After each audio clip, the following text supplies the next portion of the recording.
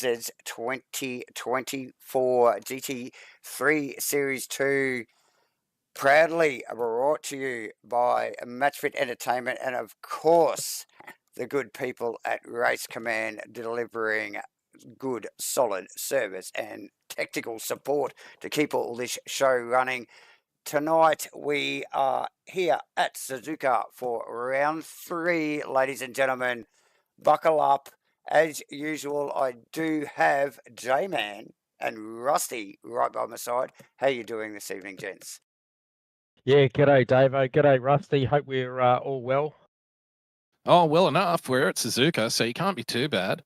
One of the best circuits on the circuit, in my opinion, Suzuka. I was just thinking earlier today, I was thinking about the race tonight, and I'm thinking about the battles that we're about to witness, and just thinking to myself, Suzuka, isn't it? It's one of those tracks that it produces, even if it's not a good race, it'll produce great moments in races. Like there's always. bravery at 130R, and there's pushing and shoving at the spoon, and there's all these little moments that can happen throughout a race at Suzuka. Yes, and the elbows out at the hairpin and under the bridge. Yes. There. Look, it's got so many great places. The S's going up there, fantastic circuits, very technical. It's got a little bit of everything, really, hasn't it? Yep.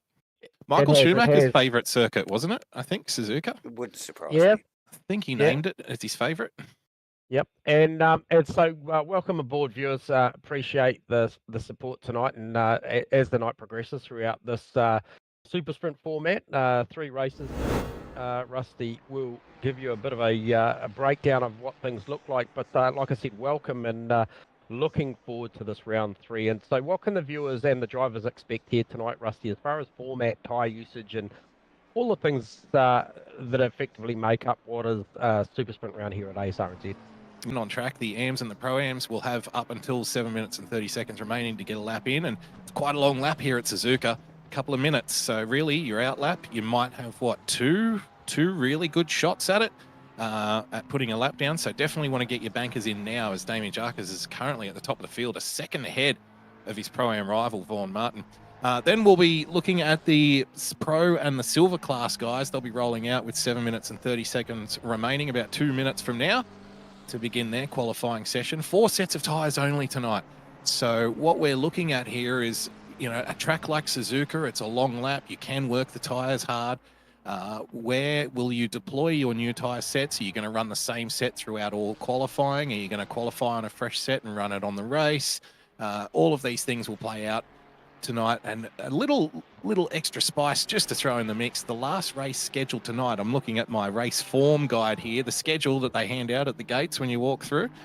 So I'm looking at my little race schedule, my track schedule, and it does say that the final race of the round, this round 3, will be a night race at 10 p.m. here at Suzuka. Really? So, boom. Yeah, so wow. There you go. Well, that one come out of nowhere. Obviously, I'm not reading the round details as well in this. Not many people do. Most people, the poor guys and girls that hand out those little round schedules, and you're like, most people wave them away. Yeah, no, I know what's going on, mate. Don't worry about it. Yeah. No, so, well, there you go, ladies and gentlemen. Night race for the final race here at Suzuka, round 3. And we do have qualifying. Sorry to interrupt, J-Man. Qualifying in progress at the moment. First 2 are qualifying with the AMs and the Pro-Ams out for, only another minute or so, or about 30 seconds. Phil Turner getting a big toe behind Nev Shields there, Davo, with 1 second up on his Delta. Goes up to P4 currently in the runners so far. Yeah, nice work. Spoke to Phil earlier today, actually, and look, he was looking for a better result out of Suzuka. Was disappointed with a couple of things that went on and inside his race last week, and ended up in the pits with a couple of minutes of damage. And look, that is racing, but he is definitely looking for a better result tonight. And this is a defending class champ as well. Absolutely. So plenty to play for. Plenty to play for, J-Man, as usual. And look, we'll go back to the track, because Suzuka, never really fails to deliver, does it? How many we got here? We got a few here tonight too. 39 Yeah, cars 30. on track, so 39 cars on track. Good. Steve Crossland has joined late and snuck in through the Oh, wardens there very nice. at the competitor Very entry nice. gates. I'm a member here. Let me in. Let me in. So, Look, there must have been some frantic strumming of the guitar to get here. That, Yeah. I thought he was on gig tonight, so Little and devil there's went been some- down to Georgia, wasn't getting played, I tell you. 8 No, minutes. it definitely wasn't. No. We're out of But here. yeah, no. So hey, looking like we are about to see these other pros and silvers come out. starting to roll out now. See if we can pick up the first car out, J-Man, as usual. As So we just to see give you a that- quick rundown. Yes. Sorry, guys. Just to give you a quick rundown of the runners who have completed laps and are now back in pit lane in the AMA Pro Am class. Damien Jarkus, top qualifier, followed by Wadsworth, who's just only 3/100ths of a second behind, followed by Vaughan Martin in the Pro Am class, another guy who'd be looking to bounce back after a DNF, disappointing DNF last weekend. Riley Price behind him, followed by Daniel King, Steve Melling, Phil Turner, Louis van der Venter, looking to back up recent form in the AM class. Nash and Green, Danny Green, just gets it through at P10. Yeah, and nice work so from Green Phil there. Antoon, aka Maverick, is the first car out, and a very, very good. We saw this last week with Stewie Aerosmith. Looks like he's very much going to utilise this sort of qualifying format where he has a good carrot, and he's certainly, he's got Maverick up in front of him, so that, there'll be a gauge of distance throughout the lap to see how well he can hang on to the very, very quick Phil Antoon. And interestingly enough, Steve Rees tucked in behind Stewie as well. And then Vic Chan very close behind that. So some big, interestingly enough, pro hitters out there at the start of their lap. Well, J-Man, I've actually got a little bit of goss for you, trackside goss, if you're interested. I was hanging out with a couple of the guys from the production van. We were hanging out in the production van, drinking sake and having ourselves some sushi here at Suzuka. Very and we were just casting... Yeah, we're just sending the drone up to get a little look at the guys who are out there, a little testing session to get some lap times in. And we did observe one Phil Antoon lay down a 59.4, I believe, in practice, which is going to be bloody quick. That's like butter hitting a hot skillet. Wow. That's flying. Yeah. Yes, so I think that's going to be a benchmark. It's going to be tough, and I think the Honda may be strong tonight. Yeah. Danger zones here tonight, mate, definitely. As they come into turn 8 and turn 9, the Degner curve, just that it's a very, very quick. When you come out of 7 and you come up through that Dunlop sweeping left-hander and you go to drop down through the Degner curve through turn 8 and then the sharper turn 9 before you go under the bridge, the overpass, that will be a troublesome spot, for running out wide and losing positions, but also track cuts, guys. So just be aware of that one there. And then it's not hard at Casio, which is 16, 17, 18. That is that final chicane. It's not hard to bump the curbs there and grab a track cut there and then validate a lap. So just be wary of that tonight. Definitely, J-Man. Yeah, and particularly that second of the Degners there before the bridge. A little bit of mishap there, and it just puts, can impede your forward momentum. And this is where we see the side-by-side through the kink and up in to the hairpin, which is very dangerous. It's a very tight little corner there.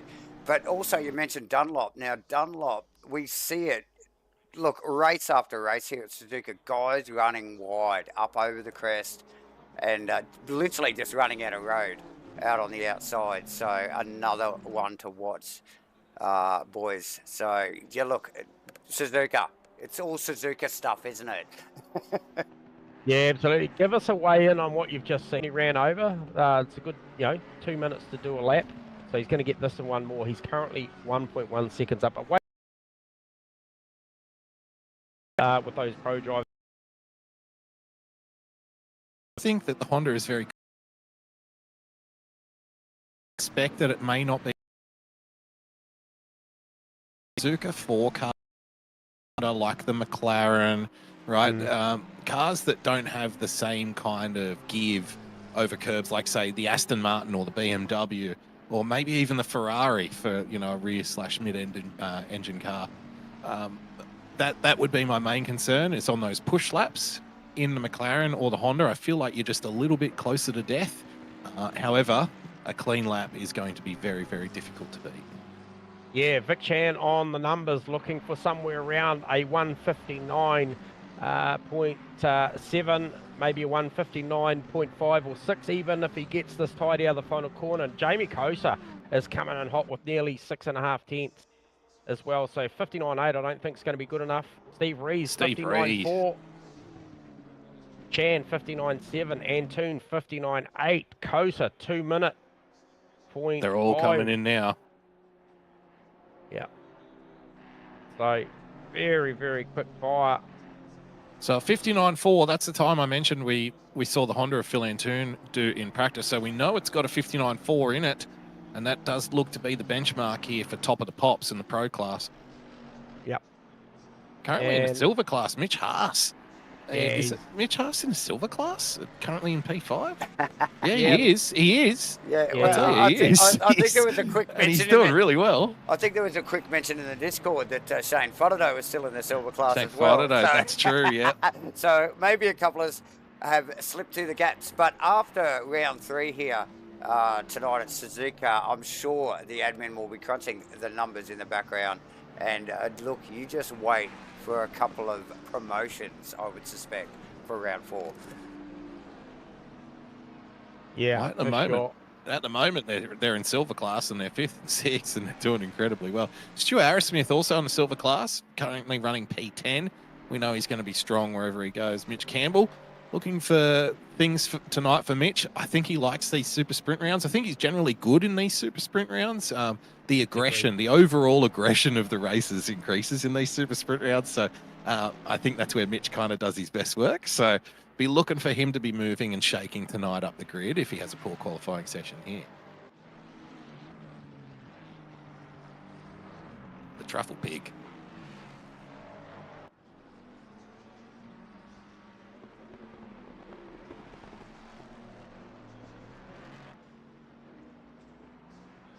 Shane Fodderdo currently 4 tenths up on his time. It's going to bump him. Could be looking at a second row. As he runs across the line. 5 tenths up. 3rd place, second row. Shane Fodderdo. Second row Fodderdo. Wow. Yeah, it's a good result. It's a good number. Mitch Campbell just about to roll across the line as well. A little up on his delta. He's going to need more than that, boys. Currently running in 10th. Geordie Moss, Stu Arrowsmith, Dayton Huss, Antoon, Vic Chan, Fodderdo, Reese and Kosa in front of him. Kosa on a time as well, mate. He's already topped it, but he's on a time. He's going to carry around about a 10.5 to 2 tenths. Yep. Oh, it's quick. It's very quick. We're looking at 59.2 here, 59.3. 59.320 is a very, very fast time. Look how close those times are in the top 6. Even we're in for some fun tonight. That's close. That is close. Wow. And look, these names, we're talking about elite level sim racers here. Jamie Kosa, Steve Rees, Shane Fodderdo, Vic Chan, Phil Antoon, Ethan Kale in the top 6. Any one of those guys is capable of a really good showing tonight. Shane Fodderdo is actually doing really incredibly well, P3 in this field. With these competitors around him, I think that's absolutely spectacular. Yeah, Shano. So nice patch of form at the moment, particularly in the GT3s, boys. Well, it says to me the Mustang, Davo, has got something here. The Mustang must have a little bit of kick, must have a little bit of toe. It's got a big straight here. It's got some fast, high-speed stuff here at Suzuka. A little bit of everything for everyone. So clearly, to be up there in P3, and didn't he do well in the last round as well? At Kyle Army, so putting together a really strong season here, Fodderdo. Absolutely. Yeah. Hey, on that note, can we have a quick reflection on what is the championship up to date, Dave? Are we in a position to be able to maybe touch base on that? We are, definitely. Let me get something going there. Where is that?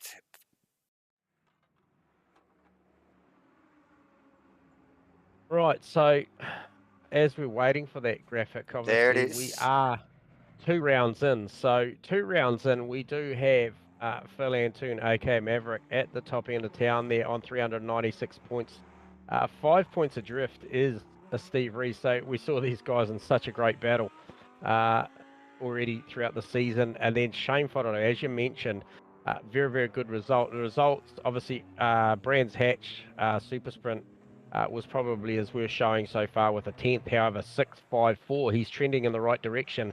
Holds down third outright in this championship in that silver class. Mitchie Campbell, 4th on 357 points over Vic Chan. Had a, I think maybe a pit lane start or something go wrong, I think, in Kyalami, but yeah, come back to 13th, so it was a great result. Matt Dayton, P6.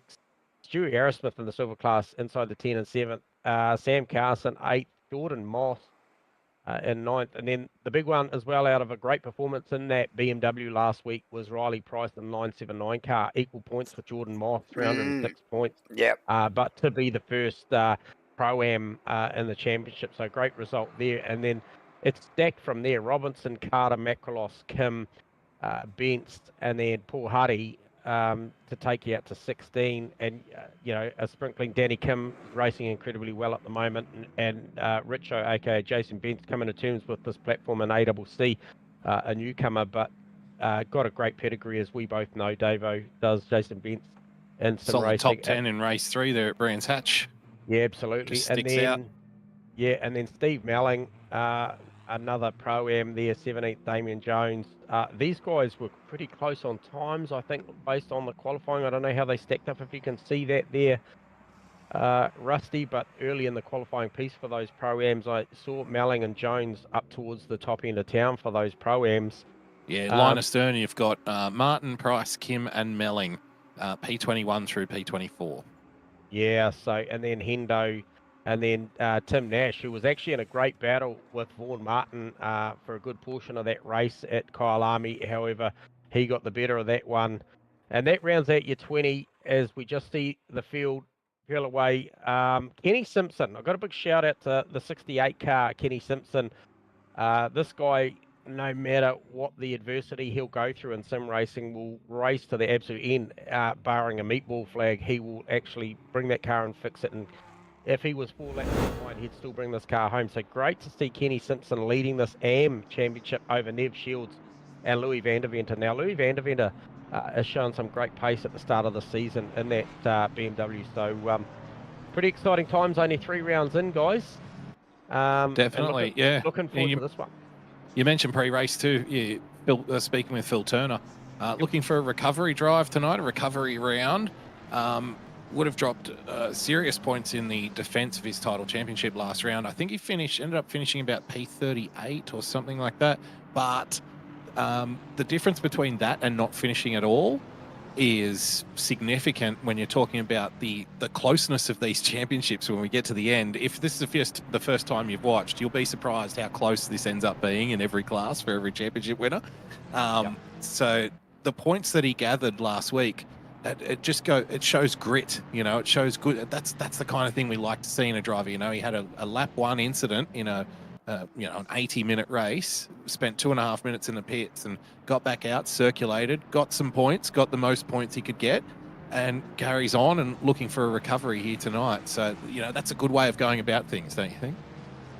Oh, absolutely. So, and looking at how that stacked up tonight already, you know, we look at that class. Wadsworth qualified top end of town, you know, 19th, and then Turner 25th to be second qualifier in class, and then Louis van der Venter, who we just mentioned, 28th. So as things settle down, although short races, as you mentioned, 20, 30. Yeah, there's no settling down tonight. I don't know what you're thinking is going to happen here in the Super Sprint rounds. We do have a car in the pits, incidentally, 778. Did you mention that? It looks like Sam Carson has stalled it after the formation lap, so something's gone on there. Rookie mistake. Yeah. It's a rookie mistake, but he's no rookie, so he should know better. No, well, whatever's going on there. Too bloody true. Rusty, as the boys roll around out of Spoon there, down towards 130. On the formation lap. The the famous 130R. We will be seeing some juice tonight at 130R. Trust me, there's going to be stuff going on there. And when you're in the driver's seat, J-Man, when you're hitting 130R and someone's just sticking it up the inside, it's the worst place in the world to be, isn't it? When you're like, oh, God, please. And you actually say out loud, you go, yeah, exactly. You go, don't do it here, mate. What are you doing? What are you thinking? What are you doing, you know? And, oh, there's going to be a bit of that going on. So look, strap in. Exactly. Don't go anywhere, ladies and gentlemen. Strap in for 3 quick fire races here tonight at Suzuka for round 3 in Asrnz's 2024 GT3 series. 3 race format tonight here at Suzuka, with the final race being a night race, just to throw the proverbial catapults, the pigeons, as the boys all nicely formed there on the top couple of rows. Anyway, guys, as we're about to go green, we've got Koza, Rees, Fotado, Chan, Kale, Antoon, Haas, Dayton, Arrowsmith and Moss rounding out the top 10, and we have a green light. Good jump from Koza straight away, and Chan. Look at Chan. Looked like he wanted to take Rees, but he's definitely taken Fotado. Fotado very sideways. That's Antoon tucked in behind there. Kale getting a gain from that, and the rest of the field looks like they're falling through fairly orderly-like, guys. Through clean through turn 1. Yeah, so that was Mitchy Campbell, and what would be... I was trying to pick up on who that was. I think that may have been Sean Bribblecombe. In the purple, the red and blue Aston, as we just pick it up on Riley Price. Yep. Just having a bit of an elbow out moment, I think, with Brad Robinson and sneaking past. No change into the top, but yeah, plenty of muscling going on and intent shown. Look at Koza and Rees just taking off immediately. I think that little slip up from Fotado in T1 has really bunched that field. So, but Kale made a move. On the move. Yeah. On the move. Oh, someone's off at the hairpin. Big contact. That's Danny Kim by the looks of it. And Vaughan Martin around in the background there. Oh, dear. That was a big T-bone. Someone missed the braking marker or cold brakes or something crucial happened there. Yep. And Timmy Nash went to the back of the pack as well on that opening sector of the track. So something happened there with him as well. So the relevance is they all know how short these races are, and it is a sprint in the highest fashion, you know. So you've got look at the shenanigans going on in the background between Moss and I think it was Campbell there. Yeah. Super aggressive. It's Campbell again. We might even try and pick up a replay. We don't. Oh, he's very deep. He's off. Moss is around. Oh, dear. We'll get a 30-second on this, guys. Just have a quick look at what's going on here. There's some amped up boys out there tonight by the looks of it. Oh, isn't there? Oh, that was contact between the Moss and Campbell car before 1:30. They run down here. That would have been Kale tucked in behind here, and then again Campbell goes, no, he's got to get it done. Runs wide, and it looks like Kale might have just helped Motti round there. So plenty going on up at the pointy end here, guys. Wouldn't be Kale. I think that's John Carter we're looking at. Oh, it might have been Carter, should I say? Yeah, it is. Yeah. And also, I think we saw Louis van der Venter having to go through pit lane already to clear a drive-through, guys. There you go. So possibly out of position on the start there, you would expect? Potentially, yeah. To be that early, for sure. Yep. Meanwhile, at the front, guys, Steve Rees is just shadowing Jamie Koza here. Isn't he? Koza, yeah. And they're both going at a very cracking pace. They have dropped Shane Fotado, who's now 1.7 seconds behind, and just starting to, lose sight of those two cars running out front. Ethan Kale, Vic Chan, and Phil Antoon all hounding behind. Phil Antoon down in P6. Again, surprising. We know the pace that's in that Honda. Let's see if he can fight his way through here and catch up to those top two runners. Steve Rees, obviously a main rival in the overall Pro Class Championship this season for Phil Antoon. Yeah. So plenty going on in the back of the pack. I think Wilton over Turner, and then Crossland over Turner as well, but Crossland in the 43, Simblac's Honda well out on the grass to make it happen. So plenty. Oh, there's plenty going on already. Vaughan Martin's Fokker local car, super nervous coming out of Spoon there, just wriggling, just trying to get the power down. So that car not super stable at the rear end through that lateral part of the corner, and didn't look so bad through 130R, but he has got the pressure on Jordan Moss behind him, and that's a good freight train going on there. I think that starts at, look, it might even be Bear Grylls. Who is that? No, it's Phil Turner in front. Phil Turner. So he's maintained that 25th position start. Yeah, nice. Little damage on the back of Phil Turner's Ferrari there, though. I wonder if he was caught up in one of those lap 1 incidents. Yeah, I would also put Wilton and Crossland in that battle as well. As Crossy actually just sort of ranges up on, as we just see. Who's that? Sam Carson pulling out behind Darren Green. Yeah. Well, I tell you, the battle you've got at the moment is Wadsworth, work. Price, Robertson, Macrolos, Carter in that P12 to P16 battle. Yeah, that's getting very spicy in the middle there. And Macrolos and the Audi into the first of the Degners. They're very bouncy off the inside curb there, under the bridge, and this run down to this hairpin, and this catches a lot of guys out. Robertson defending well against Price there, Davo. It's on. Haas past Dayton, just in front of that, guys. Yeah, Haas on the move, mate. Stu Aerosmith wants to go with him as well. So watching the attitude of the fake taxi, McLaren, the 772 car, he wants to go with. Big contact. Price into Robertson, forces Robertson off track at the Spoon. Yeah, comes back on though. Nothing lost there. Just the bunched up in the back. We've got the Wadsworth and Collins car just tucked up in behind, also with Damien Jones. So you've got Gizzing, and then you've got capital G Gizzing. That was a capital, that one. That was capital Gizzing. Yep. Just Gizzing them off track. Exclamation mark on that one. Yep. Definitely an exclamation mark on that one. Oh, it's Dayton. Gets it all kinds of wrong. He might have copped a tap. Yeah, look, I think it might have. Campbell. He might have. No, from Brimblecombe might have just given him a touch up there. So Aerosmith and Campbell passed right there. Yep. So a lot going on, and there's that train. Look at it. Yeah, this battle up the top's very good. Steve Rees just measuring Jamie Koser at the moment. Very strong through the S's of the Aston Martin of Steve Rees, and Jamie's doing a good job, but Steve Rees doesn't seem like he has any problem sticking with that 551 Ferrari of Koser. So it's going to be an interesting one as the time shakes down. Definitely. Guys. Wadsworth, Zarkis, and Collins past Price, Melling past Macrolos. Actually, Melling, Kim, and Spence off Macrolos out of T1. So a lot going on here. You want to get eyes. You want to get eyes on the Brimblecombe, Dayton, Carter, Arrowsmith battle. Oh, yeah.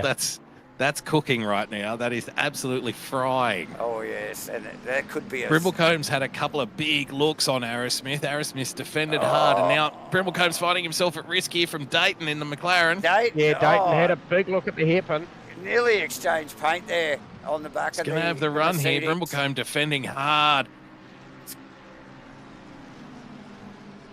The power of the Mercedes. Oh, you got to be brave to stick it in there. And again, Dayton off, runs wide. That's let Carter Dayton through. might have had eyes a little bit too big for his tummy there, I feel like. That might have been just going a little bit too hard. It's difficult at the Spoon. It's so tempting.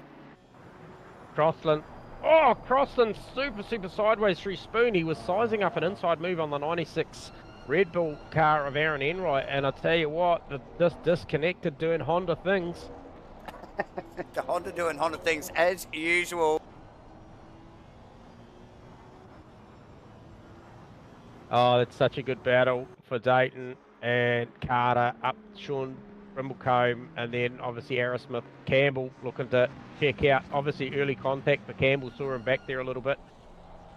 But I'm infatuated with this gap at the front between Rees and Koser. This just is a holding, real game isn't of chess. Yeah, he's right there and looking for a move. He was a little bit wide of the apex there, but that could be a ploy to get off the corner a little bit straighter.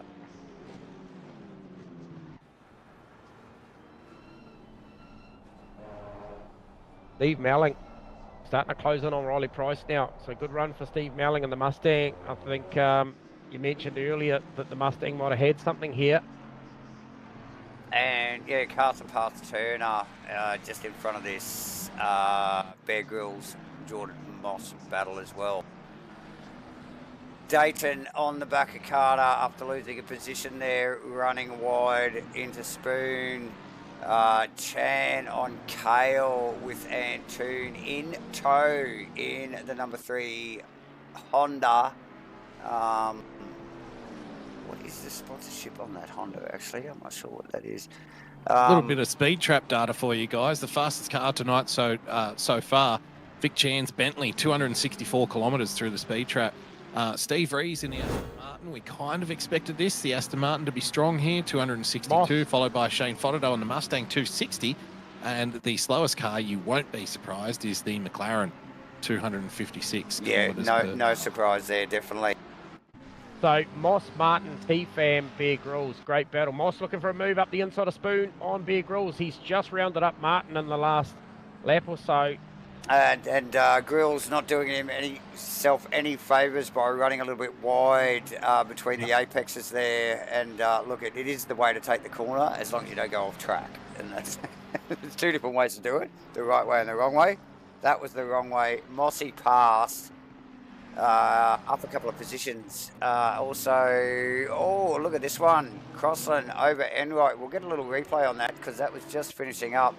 But yeah, down to 130 on the replay here and into the braking area. Casio, Crossy on the outside, holds it in the Honda, puts him on the inside for the second phase of the series of corners, and done.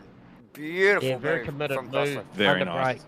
Yeah, it's a long way round there, and respect to Aaron for giving him the room. He obviously acknowledged he was there, and yeah, beautiful bit of racing from those two. But once again, still keep going back to that battle. I think it is, who is it? I just picked up on it. It was, yeah, Makroloff, Spence, relatively close. But yeah, Carson Wilton. So Carson sizing up Thomas the Tank Engine right now. Glad you mentioned Carson J, man, because I was just about to mention our movers and shakers so far as we've just ticked over halfway through the race here at race 1. 2 more races to go, by the way, guys. So strap in. We've got plenty more where this came from. Sam Carson is up 14. Make that 15 positions as 15, Steve Wilton moves out of the way. Wilton pretty well moved out of the way there. So yeah, nice. Give me. But yeah, nice work. Yeah, carry on. So that was Carso starting from pit lane, was it, Rusty? That's correct. So starting from pit lane, up 15 positions in a 20-minute race. That ain't bad. We've still got 8 minutes to go. Jordan Moss, currently the biggest loser, down 17 positions after that. I believe it was a lap 1 or lap 2 incident earlier in the race, and trying to recover. It was a big crash at the front between Fodderdo and I think that was you're right. Kale. And look, you can already see Carl maybe 2 minds looking to readdress either that or he got a bad run out of Casio, but that's going to see Vic Chan go into a podium spot provisionally, and then Mav not too far behind. So what has that done to Fodderdo? He's recovered for 6th. He's now got Mitch Haas lining up behind him as well. Yep. Yeah. Okay, just looking at the replay there, just out braking maybe a little bit. That was teammate on teammate too, so Yeah, the debrief will be interesting. Yeah, If we could sneak one of the pigeons in, that'd be nice to the debrief. A little tape recorder strapped to its back. Yeah, Robinson in a great fight with John Carter and Jacob Wadsworth as well. So those 3 there having a great battle. Steve Rees is in the lead, by the way, guys. He's gotten past Jamie Koza. Oh, he got him. I didn't see where that happened. There must have been a mistake there. Must have been recent. Vic Chan too, you mentioned Vic Chan's now currently up to P3. He does have Ethan Cale less than half a second behind, but this is big implications for Vic Chan. He's the current defending GT3 champion, guys, as you'll remember. So, you know, to go from, say, where was he, P6 up to P3, get yourself a podium, that's big points. Absolutely. So, Berg Pack here. So, what is Danny Kim over Tony Spence, Costas Makrolos, Jarks, who's just under threat now as they head up towards Spoon from Steve Crossan. That's a great pack there. Plenty of fight left in that pack with 6 minutes and 8 seconds. Someone's left to go. off up ahead. It looks like Danny Kim. Oh, that's... then he's bottlenecked that up. Makrolos just squeezing. Look, Danny Kim's got the run. He's going down the grass. Again. It's not the fastest way down the chute. Look how busy this pack is. 2 abreast. Oh, this is trouble. Still 2 abreast into 130. Makrolos backs out of it. Oh, that is tight stuff right there, ladies and gentlemen. I think Spence went off there as well. There's a lot of track cuts going on here, guys. They're racking them up. They are racking them up. That's a great job from Breeze to pull out. I was about to mention that Koza had just got to that magical 1 second buffer, so... Oh, Crossland's got the draft here, big draft. He's going to get him down into turn 1. Can you stick it? You are. It is possible to hang on to the position on the outside there. No, Jarks gets out of the way. Yeah, the overlap rule really in effect there. Beautiful job. Might have another look here. No, if you can't get it done at the first S, you're probably not going to get it done for any of the rest of them. Yep. I just wanted to see how Steve Melling's progressing. Okay, so he's on right on the back of Riley Price now. Pro-Am competitors. Yep. This is great racing here for Steve Melling. Oh, brilliant. He'll be enjoying this because we know how capable Riley Price is in that Pro-Am category, guys. Some really strong results. And tune on Kale. Outside move heading up to Spoon. Can he make it stick? He's got the inside line. He's going to get this done here. Look, yeah. Has he got the grunt? Yeah, has he got the grunt? Yeah. Look at that. The Honda's definitely got the grunt over the McLaren in a straight line, I'm afraid. Yep. Phil Antoon, as we mentioned, now up to P4. Current championship leader, banking more points. So, and this is what you need to do to win championships. I feel like this kind of... obviously, you know, running at P4 as Ethercar's another big look up the inside there. Antoon sticks it. A little bumpy, that's like we mentioned pre-race. A little bumpy over the curves there, the Honda. Sideways, actually, out of there. It's like really lost very some unsettled. Yep. You take a little too much curb in the Honda, I think, and it's very close to a knife edge, but hangs on to it, currently running P4. Yeah, winning a championship, it's when you get the P4s, when you're not in contention for the race win. It's about getting the most points you can possibly get, you know. So, building a championship here, Phil Antoon. Yeah, 100%. So, if I have a look, Steve Melling, okay. Riley Price currently 10th in the championship. Stephen Melling 7th in the championship. A good 70-something point adrift, but I tell you what, he's putting all sorts of pressure on Riley Price. Only 3 minutes to go, so be a great result if Steve-O could just stick in this position and bring this one home for his championship early on in the piece. So good little battle that was. 2 boys to pick up. Wadsworth on Robertson. Sorry to interrupt, J-Man. Wadsworth gets around Robertson. Yep. McLaren on Ferrari. Oh, Damien Jones putting all sorts of heat on Danny Kim as they come out of Dunlop and they head down to the Degner. And who's that? It's Costas Makrolos dropping like a stone on the outside of Dunlop. And he gets rounded up. Big time, goes back to 28. Oh, and look, it just goes to show with these big... And Makrolos is not over. No. Avoids the wall. He did a good job there. It just goes to show with these big grids, mistakes are more costly. You know, with fewer cars on the grid, you make a little mistake, you might lose 1 or 2 positions. Here at Asrnz at the moment, you make a little mistake, you're probably losing 5 or 6. Well, that was around 6 positions, I believe.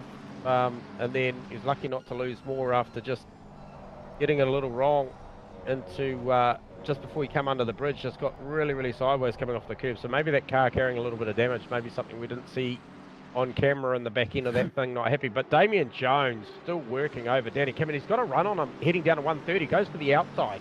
Oh, it's a 3-way battle because Crossland's in it. Oh, Breville coming around. Sorry to interrupt, guys. Let's have a look at that. Oh, dear.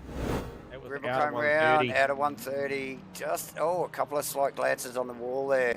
pick up the end of that replay there. That puts Melling up, actually, you were just talking about, up another position. But yeah, in a vulnerable spot there into that braking area. And here comes that train of cars we were just talking about. Yep. He's right in amongst that now. Carson passed in right in that melee.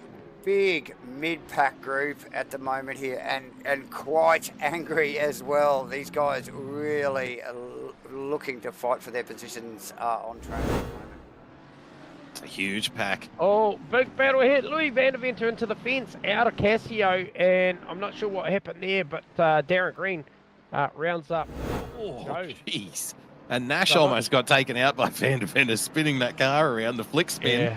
Almost claimed a victim there on pit straight. So yeah, just picking up on Van der Venter, putting the BMW into the wall there. Oh, that's a big hit. It is a big hit. Kim back, actually, a couple of positions too, to Crossland and Damien Jones. So still plenty going on. Aerosmith This is way be, guys, back. but, Aerosmith's gone back. Steve Rees is coming around 130R, and there's only 11 seconds to go on the clock. Yeah, I don't think we're going to see another lap. I think This could be it. the So last Steve Rees one. looking to take race 1 here at round 3. There you go. Absolutely. Final lap. Yep. There you go. Rees to the top, grabs race 1 victory. Pretty happy about that. Followed 1.3 seconds behind by Kosa over Vic Chan. Quickly by Phil Antoon. And then followed just very quickly after that by Ethan Cale. And then Shane Fodderdo rounds up the top 6. Mitchie Haas does hold off Mitchie Campbell. A couple of Mitchies going at it for the duration of that race. Dayton actually makes a move, and I think Robinson... On Aerosmith. Yeah, there's a couple of changes to position right there, late into Casio there as the positions are changing as we speak, ladies and gentlemen. Who's that dropping?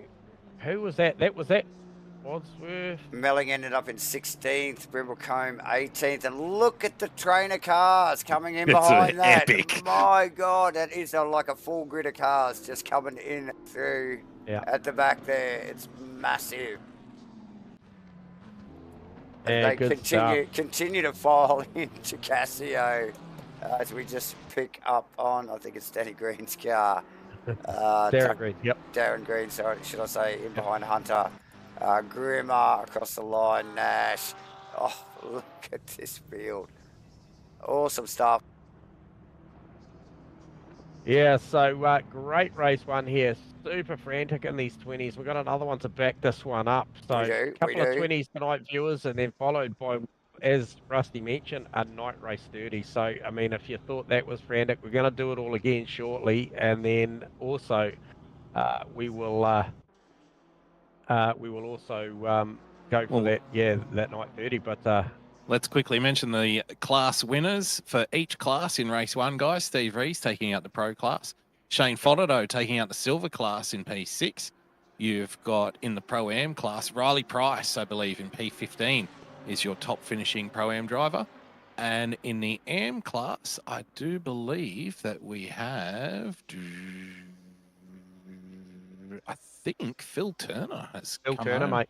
Yep, Pete, then there you go. The recovery is on. The defending champ, he's back. So yeah, congratulations. Good stuff. So I hope you enjoyed that, viewers. Stick around. We have got more to come. We do definitely have more to come. Obviously, we're going to spin the wheel, boys, for just a quick freebie giveaway at the end of the night. And obviously, we must thank MATCHFIT Entertainment and Race Command once again. And as we go to intermission, that was race 1. We have another 2 to go. It's round 3 at Suzuka Asrnz 2024 GT3 Series 2. Like and subscribe. Grab a drink. We'll be back in a moment.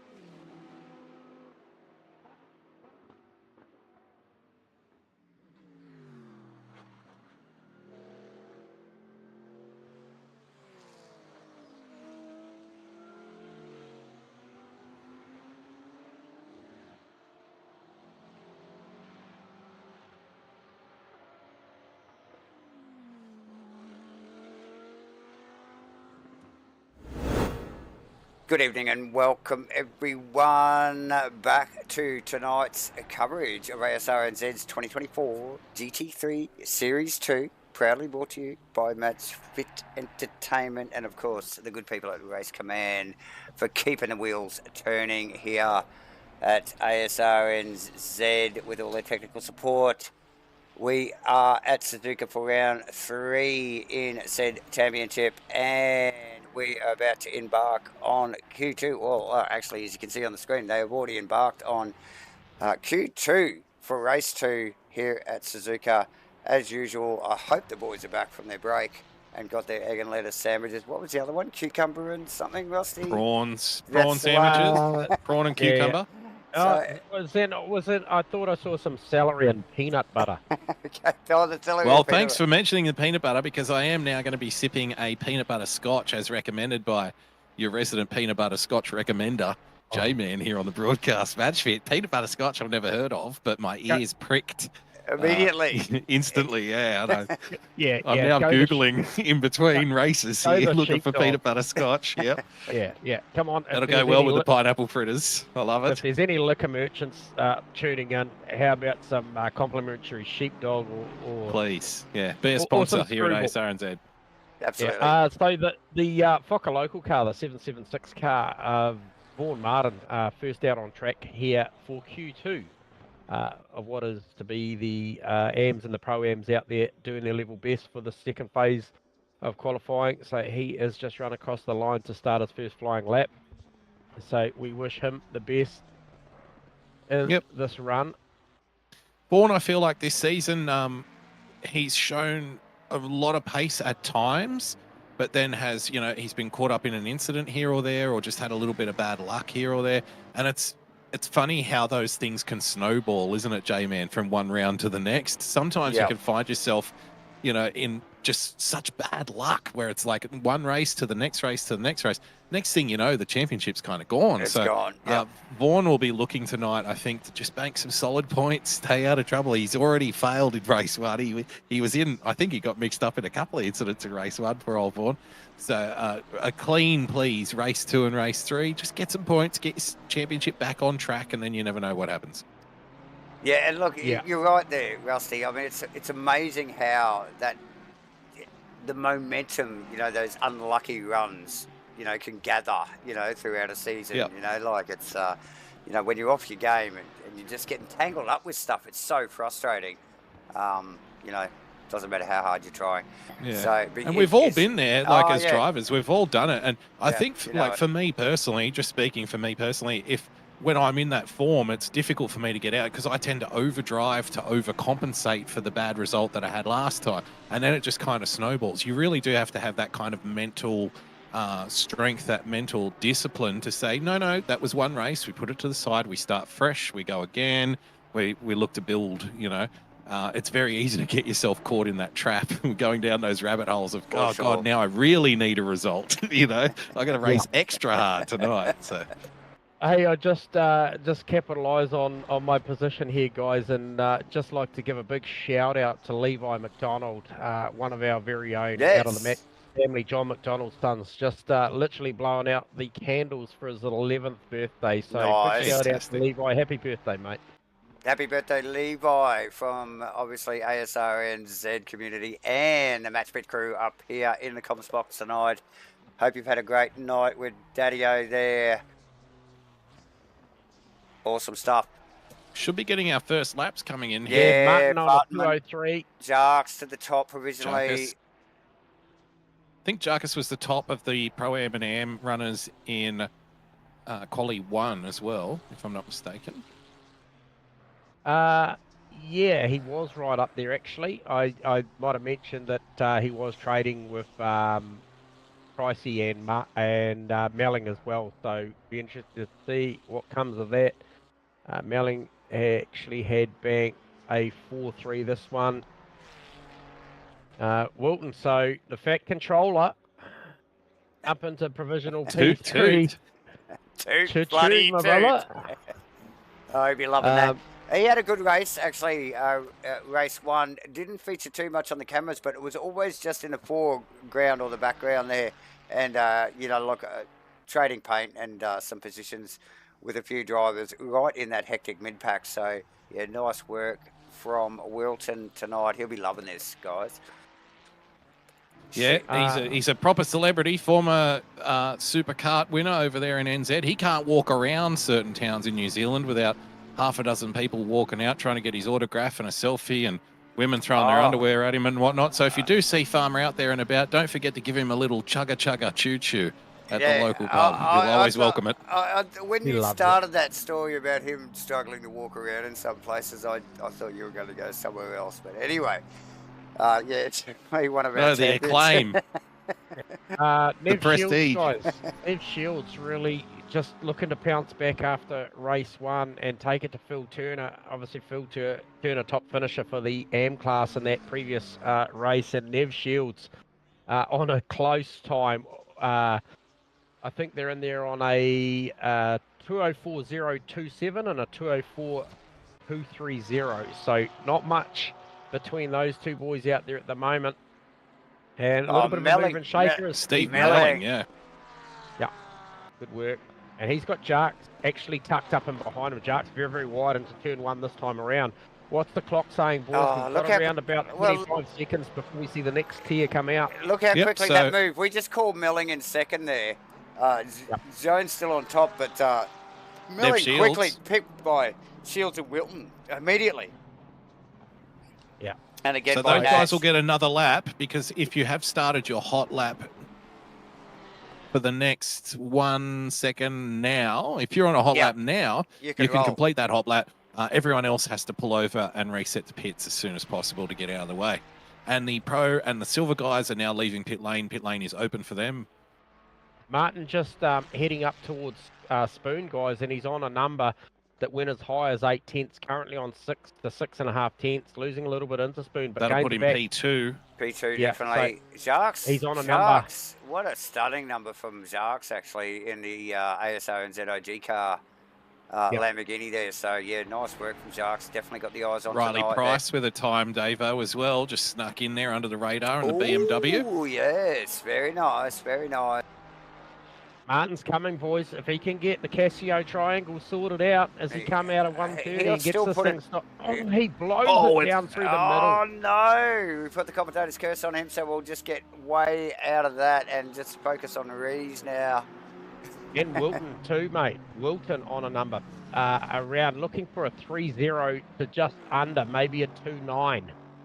So this could see him go provisionally second row in class or very, very close to it. Oh, geez, that thing looked twitchy going into 130 there. Tipped it in. Had a big chunk of oversteer. Gets it stopped nicely. Makes the apex in and out of 17, 18. Does he run close to the inside? He's only got around 2 tenths. Oh, it's not going to be enough. It'll put him on. He won't move there, I don't think. Ooh, and he has no, not quite. So bettering the time. First car out for the pros, Davo. Was it Steve Rees or who have we got I'm not out sure. there on track? I believe it's the 6 car, I think. Potentially. I'll just try and get a pickup on that. Rusty, have you got eyes on that? I feel like the 6 car is about to start his lap. I think it was. That's where we first went back to. That's on right. the camera Number 6 there. So crossing the start finish line now. They're on their hot lap now. Car number 6. And was there any late moves there in the AMs and Pro-Ams? Nash, I feel like was... Nash up to P5 in the Porsche. Yeah. Very nice effort to get in the top 5 there. So you've got Damien Jarkus P1. This is a split, obviously, between the AMs and the Pro-Ams. Jarkus P1, Riley Price P2, Nev Shields P3. Very impressive there from Nev Shields. And top of class. Absolutely. Steve Wilton, Nash, Melling, Turner, Martin. Martin, we know, could have been P2 there at the end of that session if it weren't for the triangle. Definitely. Phil Davidson, an impressive performance from the M-Class driver Phil Davidson there up into P9, and Louis van der Vende P10. I really like the look of this Argon Racing Aston Martin of Steve Rees. It just looks super planted everywhere. Yep. Mitchie Haas with Mitchie Campbell behind it. We saw these guys finish very close together in race 1, and interesting to see them out in qualifying together too, boys. just tucked up in behind Steve Rees there. Yeah, Mitch is... The truffle pig will be sniffing around for any advantage that can be gained here, you know, in the weeds and underneath the forests, looking for those sweet, juicy mushrooms. He'll be out there doing it. Absolutely, in the foliage, Davo. So any draft he can get, any kind of place where he can squeeze a tenth or two, he'll be there sniffing, don't worry. Mitchie the That's forager. why we love him. Yeah, Alright, always exciting to watch though, guys. No matter the position he's in, yeah, just looks spectacular to watch. As is, you know, the likes of Faraday. There's a couple of guys that really don't mind throwing the car around, and they're great to watch. Campbell being one of them. As we focus on the he showed the nose. He showed the nose heading down to 130, so he's clearly thinks he's got a bit more pace than Mitchie Haas. And Steve Rees over the line, J-Man, setting the first lap of the session for the Pro and Silver guys, 2:09. Interesting that Campbell's straight into second. Straight into second. Yeah, behind Haas went faster. Now Vic Chan into second. So that's your banker lap. It's quite a pace off. That's not a bad banker lap though. Oh no, it's a good banker lap for humans. Yeah, it's off for them. The track's green, boys, so just something to notable mention. Yes. 20 ambient 26 track. The track conditions for race 2, for Q2, far different than what we just saw. So we've had a little rain overnight, or we've had a little rain in between sessions here, and back to a green track. I can tell you, so the difference was, so the race 1 was run at 2 p.m, I believe. This race is your next race the following day on the Sunday. So race 1 was a Saturday, 2 p.m. This is 10 a.m. Sunday. So could have got a little rain overnight, washed the track clean. So we're starting fresh again at the end of this qualifying session. It will be probably only fast. I don't think we'll get to optimum here in the next 2 minutes. No. Yeah, so, and that'll be the start of the race. Then interested to see if Steve Rees now, he's the kind of guy, he'll get a win. He'll want to consolidate that win now with another win. That's why these guys are pros, you know. Okay, good. I got a win. Now I got to go out and get another one, and then another one. Yeah. Okay, yeah. And while you're saying that, we've just still had eyes on Haas and Campbell in qualifying here, and you know, we mentioned before Campbell looked like he might have had a little bit more pace in that car. I thought he would have got out of it and actually let him and Adam Smith go through, but he just backed off a little bit. And still really didn't have enough space to make a good run until they both... He should get one more lap from here, Davo, just looking at where he is. I think one more. So I think these guys are managing their, you know, obviously very short qualifying sessions here for these guys, Rusty. So, you know, you can see them managing it. You know, like it's better for them to stay out on track. It's better for them just to go, okay, no, that lap's gone. Get out of it a little bit, get some space, and then go again. But they can't back off too much because there's another 2, 3, 4 cars behind them. You know, they're all fairly evenly spaced. So 100%, Davo. And the thing with the in-right here at Suzuka, it's a 2-minute lap. So if you wanted to make, obviously here at Asrnz, our rule is if you want to make changes during qualifying, you actually have to go drive back to pit lane first. You can't just pull over and zip back and, you know, get the spanners out and off you go. No. You need to get back to pit lane. Yeah, definitely. And turn rotate in right into turn 1. He was really, really close through the lap, and he pulls the pin, gets out of it. So with a 2-minute lap and only 7.5 minutes to set a lap, really, if you're going to make setup changes, I reckon you have to figure it out on your out lap, come back in, change it, and then you might get one chance at a flyer. Yeah. So you'd want to be confident in your setup changes for that to occur. I think you're right. Most people go out, this is the car I've got, we'll have to make it work. I love it. I think it's a great format. It really does sort of make you want to turn up pretty organised and have that quali car organised early. Yep. And get out there and you know, get it done. And the other thing as well, what was 4 sets of tyres for this? 4 sets only, correct? Yeah. So effectively breaking 4 sets down into 6 effective sessions. So you know, time management is a factor when you're looking for those last couple of tenths, Rusty. Yeah, and I'll be looking at the last 5 to 10 minutes, what we've seen so far. We've done a few super sprints now this season. The shakedown was a super sprint. Round 1 was a super sprint. This is the third. So we're kind of getting a trend line that we can refer to. And what we do know is at the last piece of the last race, that last 10 minutes in the 30-minute race 3, that's when you do start to see the real evidence of the tyre management that the guys have been deploying and where cars may be vulnerable, where they haven't been for the whole rest of the night. And remember, again, it is a 10 p.m. start for race 3. It's going to be very cold, I suspect. Oh, I'm sure it is. As we just see Faraday sneak onto the second row. Coaster coming on a number. So cameras on Coaster at the moment as he comes out of Spoon and down that long back straight in the Ferrari. It's not enough to rattle Steve Reeves, but it is certainly enough to rattle the rest of them. Yeah, Fodado and Chan for sure. If he can back this thing up. And Kale also looking for improvement as well at the back end of the lap. Kale and Kozers, their deltas are screaming. 7 tenths up for Jamie Kozer at the moment. 8 tenths, 9 tenths. As he comes out of Casio. So this is the final corner of the lap. This is for pole here. This is going to be very close. Everybody holy. That's close. 38 Don't you love to see it? Super close. Wow. 437, 475, yeah. So, super close. That's not even a kitten's whisker. That's a fraction of a kitten's whisker, you know, sliced by cigarette paper. That's nothing. Absolutely fantastic. So they're going to carry on their battle from race 1. Did we end up finding out what happened to, because we noticed Rees got past Kozer in race 1. Do we know what happened to Jamie in that race 1? Was there an incident or something like that? Or I don't think we got to the bottom of that. So we'll have to pay attention here because I do suspect Kozer will be looking for, you know, to square the ledger in race 2, get the win here and send it to a decider in race 3. Full points. Remember here, super sprint rounds, half points for the 20-minute races, full points for the last 30-minute race.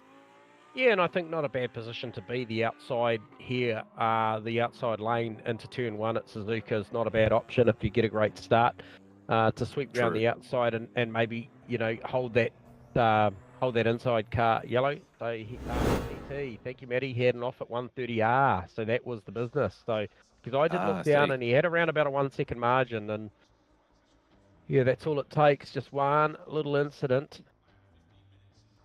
They're so competitive at the top of the field here. One little mistake, one little tiny error. There's no compulsory pit stops in the super sprint rounds, but we haven't had a sprint round yet. Not a super sprint, but just a sprint, which is 2 races. There is a compulsory pit stop in those, and we've got a couple of those rounds to run this year. So don't worry, pit stops are going to be part of the equation, and that's where we get into those discussions of if you lose 2 seconds in a pit stop, you know, these fields, these battles are so tight that 2 seconds on this grid, that can cost you 2, 3, 4, 5 positions, you know, depending on where you lose the 2 seconds. If you happen to go off track and lose a couple of seconds, gee, it can be costly because it's so competitive. So consistency is the real winner. It's a cliche, but it's true, isn't it? The more consistent you are, the more points you bank, the better off you'll be. Yep. And so those sprint rounds, Rusty, they are basically 2 40-minute races, I understand. Correct. That's right. And only 3 sets of tyres for those 2 40s as well. So that's obviously got to cover off 2 quali sessions and 2 40s, yeah? Yeah, that's right. Yep, 100%. So it's a continuation of what we do here in the super sprint round. It's a little bit harder, right? I feel like that's a little bit more to calculate than what is, you know, 4 sets for 6 rounds, because these are such short races. I feel like you probably could ask a bit more out of a quali tyre in a 20, as opposed to maybe recycling. It's a longer quali too. Yeah, it's a longer quali sprint rounds. It's 10 minutes each way, as opposed to the 7.5 we're running tonight. So yes, definitely things to consider. It is interesting though that you mentioned here in the super sprint round. I can tell you that there is still some variance in the tyre choices that people make. We've talked about this before, because if it were me, and I don't really care much about qualifying because I'm not very good at it, I'd rather race pace over quali pace. So I would just use the same set of tires for quali and just try to get one decent lap and be like, okay, that's I'll take that, and then take a fresh set into every race. And I've said that to other people and they go, no, that's crazy. You want to have the fresh quali set and fresh race set for the last race. because that's double points, right? It's not half points, it's full points. And so you just want to kind of manage the first 2 races as best you can. So quali and race on both sets, because you're not risking as much. I'm like, I don't know. You know, so everyone's got a different way of going about it. And that's what I love. I love the limited tire sets thing. It just adds another dimension to it. A little bit, got to put a little bit of thought into it, you know, and that's always appreciative. Yeah, fascinating stuff there for sure. I'm all about it. I think it's a big part of the racing here at Asrnz. The fact that you do have to, you know, it's not just a case of being the fast guy or whatever out there. You've actually got to start considering how you're going to embark on the weekend. You know, there's a lot that goes into it.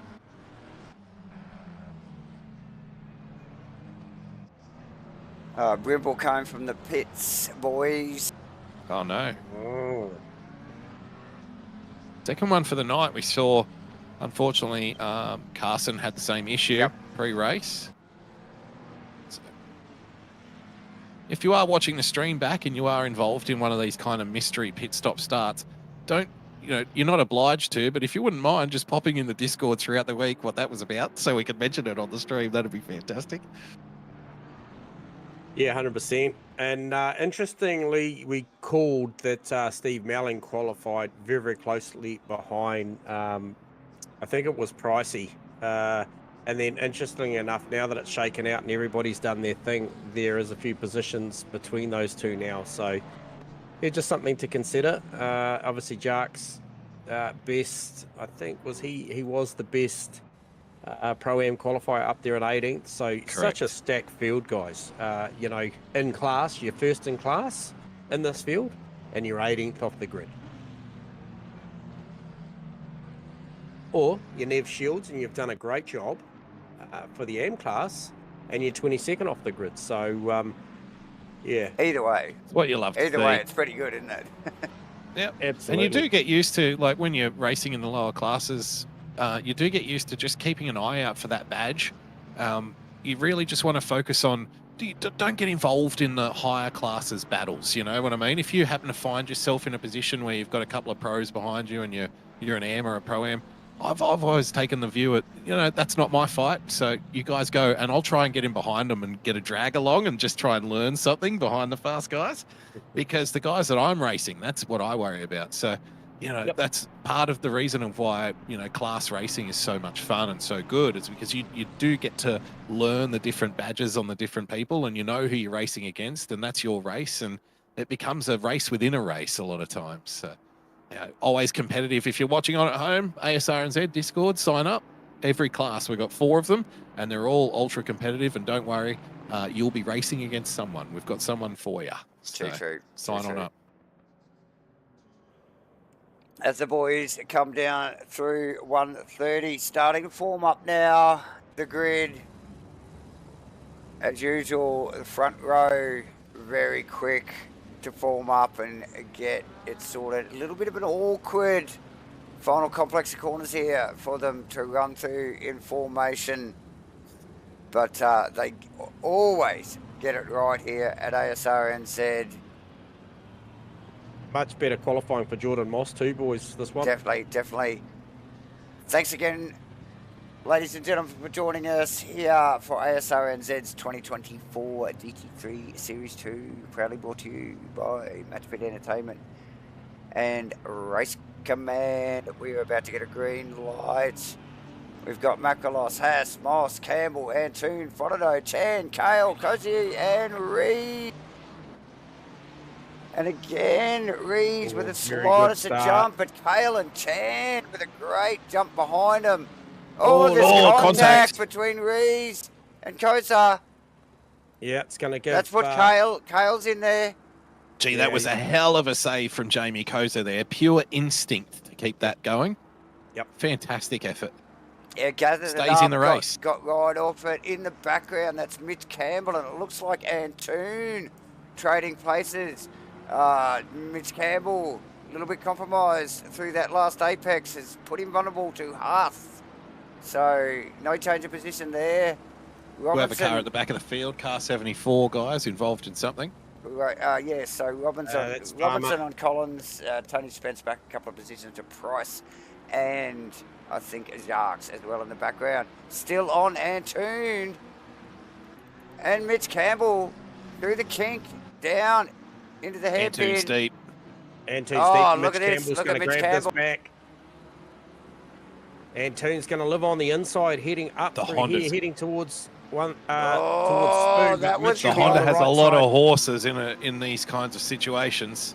It's going to be hard to shake. Because it sticks. But Over oh, under. Mitchy a little bit deep there. Antoon now with Haas to deal with as well. Price on Vic Collins Chan in the looking background. racy on Vic Chan looking racy on Koza here. We know how fast that Bentley is in a straight line. It's the fastest car on track in a straight line. Big look up into 130 yard. Oh, Thinks better of definitely. it, pulls out of it. Definitely showed his intent there. And who's tucked in behind Fuddo? That is nearly a wrap on lap 1 as they come through Casio. And John into the Carter final and corner. Macross. Carter and Macross side by beautiful move. side. Nice work and Beautiful. crossing on Dayton in the background as well, ladies and gentlemen. Yep. Oh, it's not over yet It's not done. between Carter and Macross. Carter How's winds up how's the the Audi drive? and gets it done down into 1. Yeah, it's Macross down the inside into Oh, 1. and on Carter. Carso's just tucked in behind there. Who's that as well? It's Crossland, I think, in Yep. the Honda with Dayton Pham, Robinson, Price, Collins, Oh, Spence, Price and Collins. rounding out the top 20. So Jarks and Tony Spence, and then Melling tucked up in behind. So Melling with a pretty reasonable start. How did that look for him? Yeah, he's up 3 spots already. Jarks was the top qualifier for the Pro-Ams. That's been switched around now. Riley Price is leading the way for the Pro-Ams up there in 18th spot. But yeah, good start, and a good start for Nev Shields as well. There is a ding-dong battle going on in the M class from P27 down to P35. They're all line astern, nose to tail, basically. It is on It back is there. only lap 2, bro. But it's pretty full on all the way through the field still, as you would expect. Like Rusty just alluding to, as we just get a little bit of contact in the Oh, Phil background. Turner's around. Grimer's around. Might have to have a look at that. Oh, Uncle Joe. So Brimblecomb's going to round him up. So he's starting to make his way back through. Brimblecombe up to 34th after starting from pit lane. Farmer's in the pit lane. So the 74 Thomas the tank engine car is in the pit lane. So he's had a bit of a mare at the start of this one. But how's this pack? Oh, who's that straight through the chicane? That was Jordan Moss. Jordan Moss straight through the chicane. I don't think he lost anything, but he has got Stu Arisper and about 1,500 cars lined up behind him. I'll tell you what, Ethan Cale is just starting to slowly reel in Steve Rees here, and just looking at the McLaren, it does look very quick behind Rees, and it's gaining in all the right places. Yep. So this could be on here. 15 minutes to go. Oh, look at the quality of that front pack. Rees, Hale, Kosa, Chan, Fodordo, Campbell, Antoon, Haas. Man, that... Oh, Haas Oh, just making... Antoon off. Antoon off. Antoon. Oh, That's a very serious big leader. off. It's a championship leader. Yeah, it was a Honda thing. Got a bit of opposite lock. Snap oversteer. Oh, Gets the tank slap. Keeps it down off to the wall. P26 at the moment. But has to back it out of the tyres there. Look, I don't think the front of it actually touched the wall. But he Was there any contact or? Nah, I don't think. Wow. No, just the last of the S's, and the car just got out of balance as he tipped it in there. Heading, to head up. Where was that? Up through Dunlop, was it, Dave? Might have been a little rear wheel no, over the curb or something. I think it was out of between 2 and 3. Oh, was it? Okay. Yeah. Again, the curbs and the Honda. And Oh, look it's at a Martin pressuring tightrope. him now. Ford Martin all over the back of Antoon.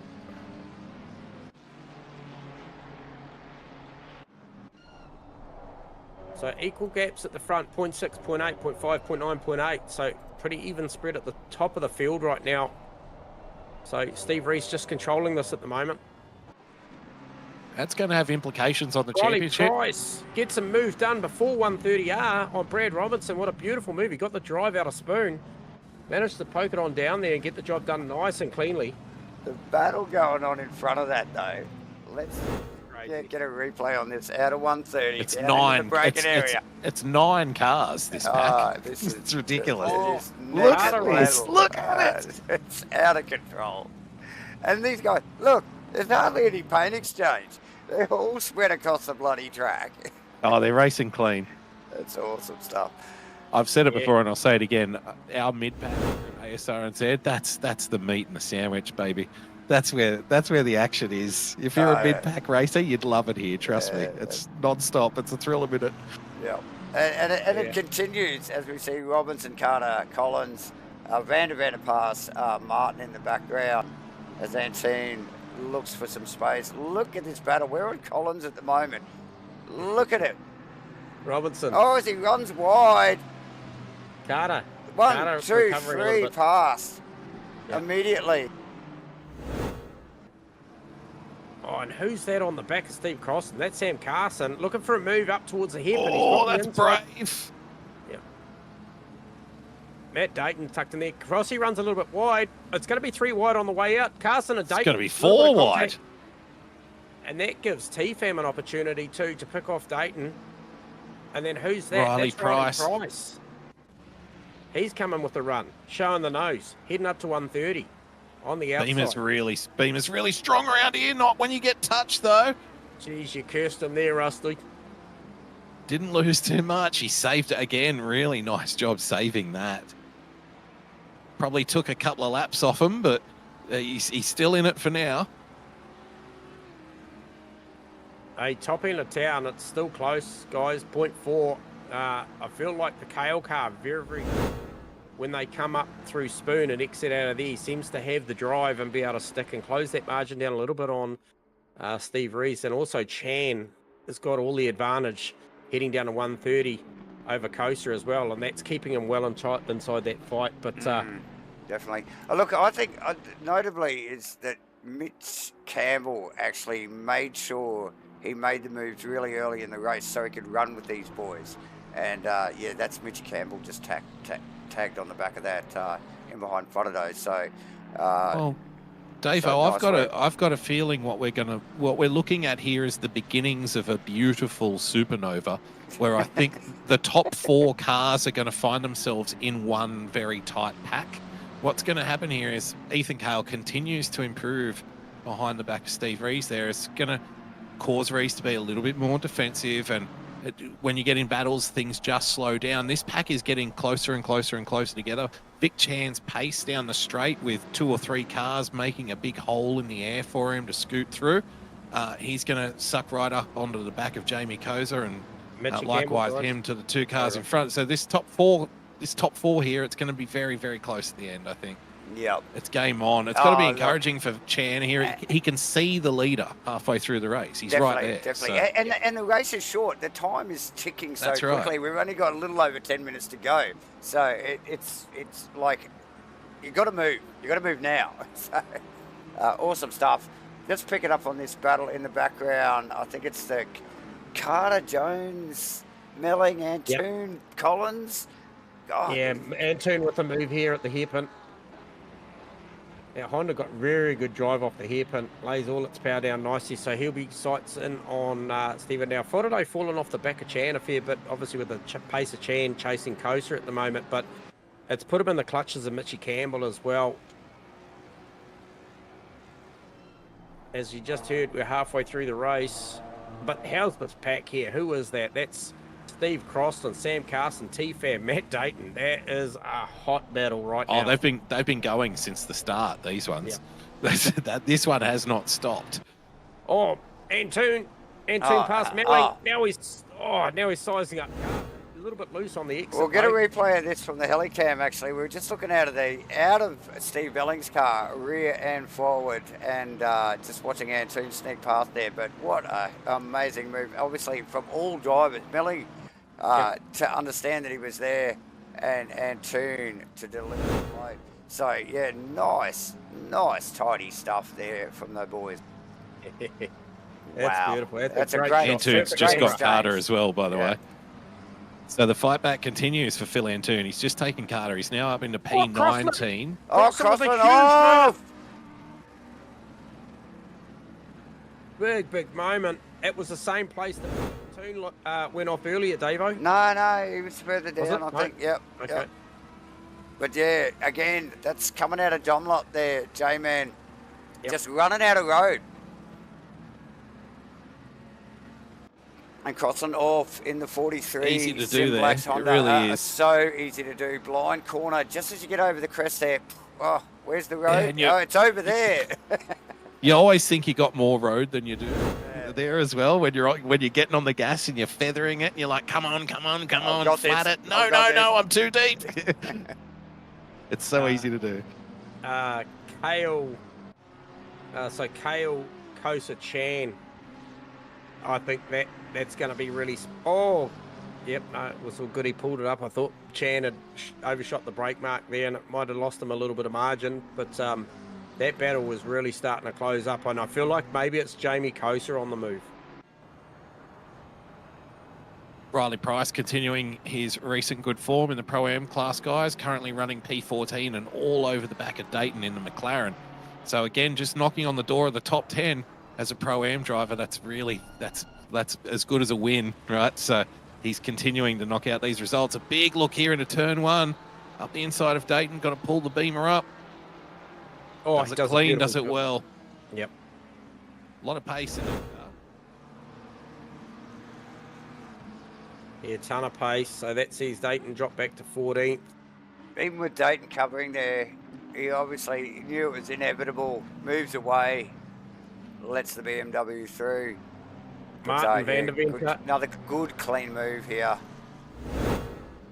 Martin van der Venter, I do know that there's history here from a race gone by, so hopefully these guys can nut it out nice and clearly. But Martin working over the back of the BMW Louis van der Venter at the moment.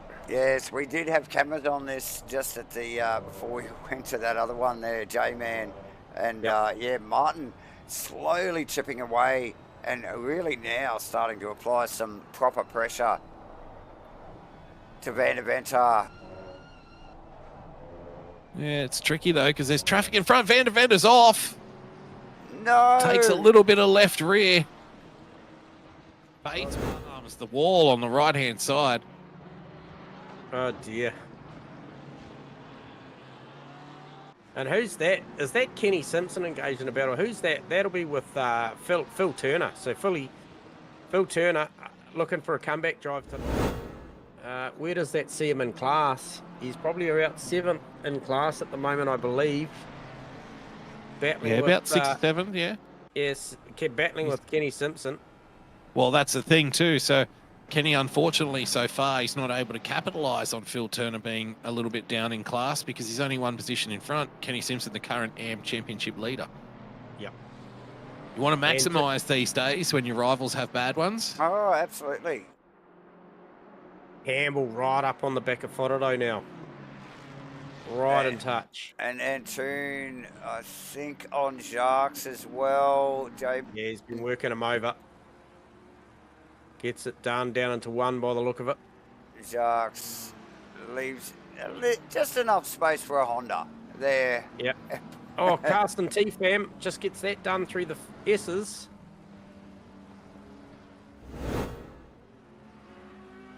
And that's Riley Price tucked in there. So Riley Price doing a beautiful job this race. Mitch Campbell's having a big look at Shane Fodado here, currently fighting over P5 and P6. That Mustang is starting to look a little loose in the arse with 5 minutes to go here in race 2. I wonder what tyre combination Shano's running.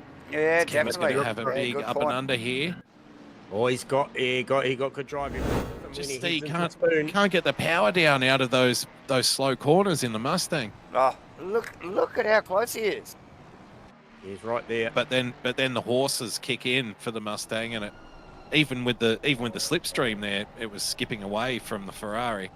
So that might be the frustration here. You're going to get a bird's eye view of the horsepower now. And look at that, already out of spoon. Grabs a car length. Grabs 2 car lengths, maybe 3. Away. So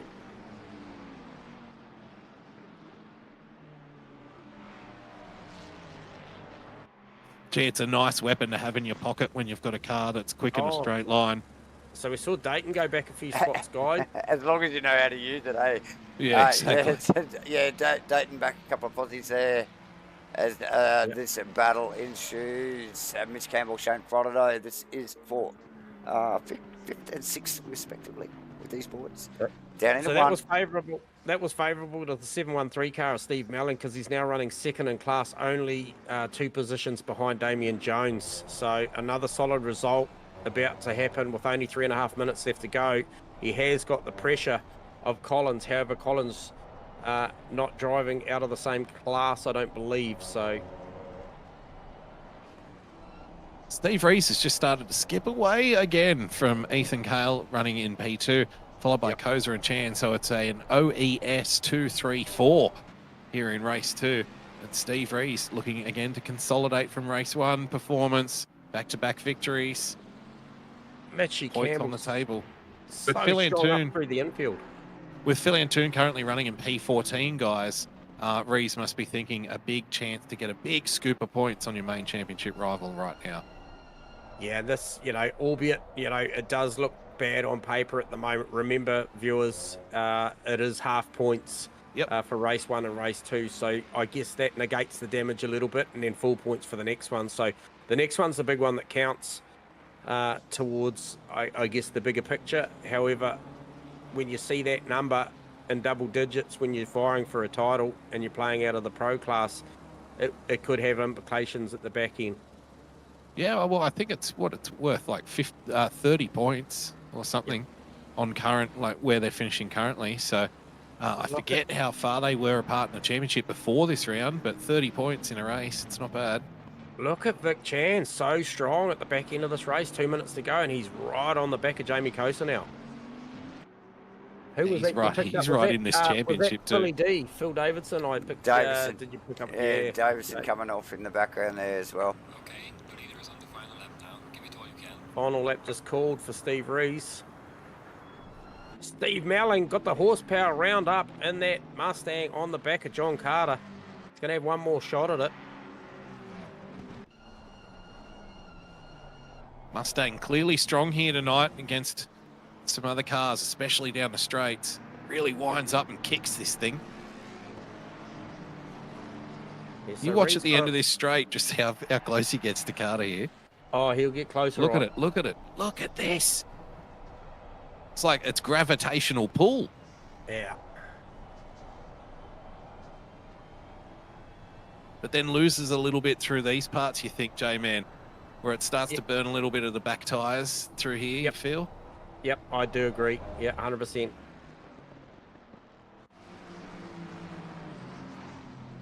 But if he can be close enough out of Spoon.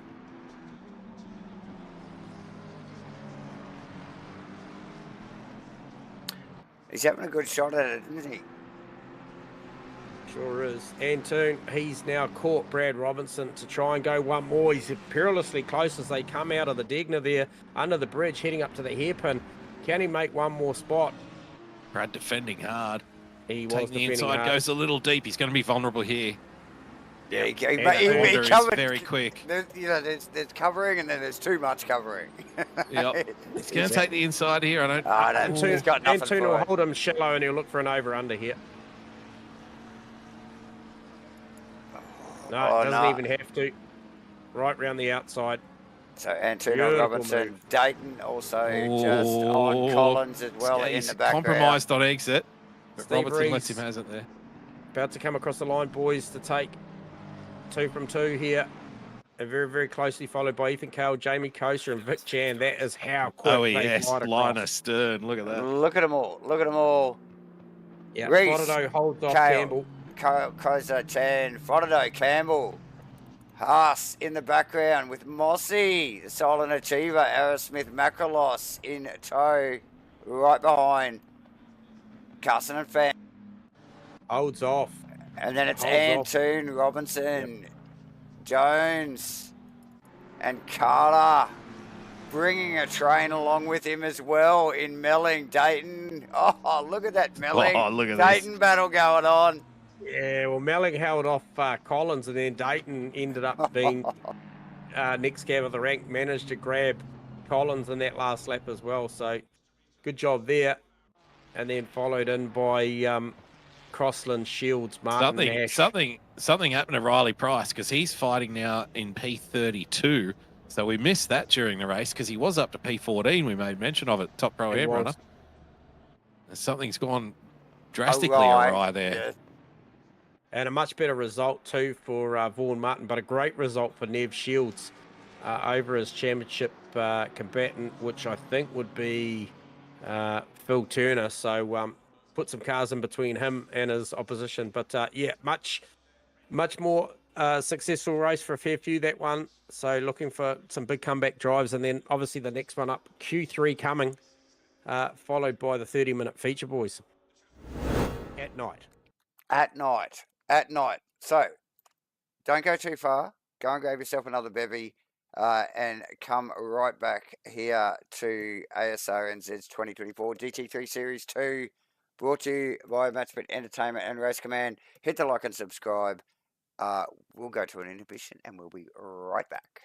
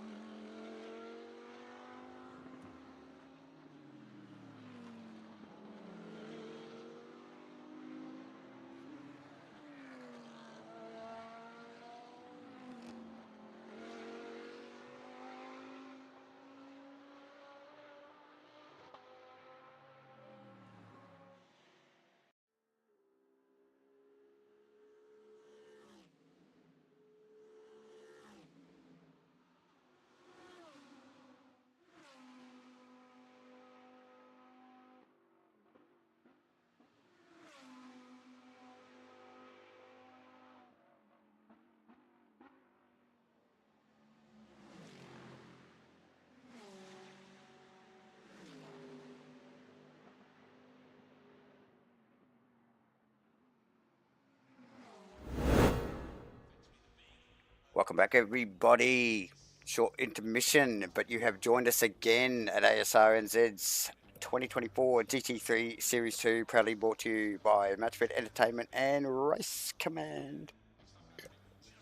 Remember, tonight, spin of the wheel. At the end of the evening, we will be giving away stuff. How many stream decks tonight, Davo? 50? 100 stream decks? How many are we doing tonight? No stream decks tonight. No stream decks. Rusty. Ah, okay. No. Right. But we'll just flick some cash out to someone at the end of the night. So stick around for that, as well as what do we got? Stream decks at the end of the year. Yes, thank you very much, MATCHFIT Entertainment and obviously Race Command.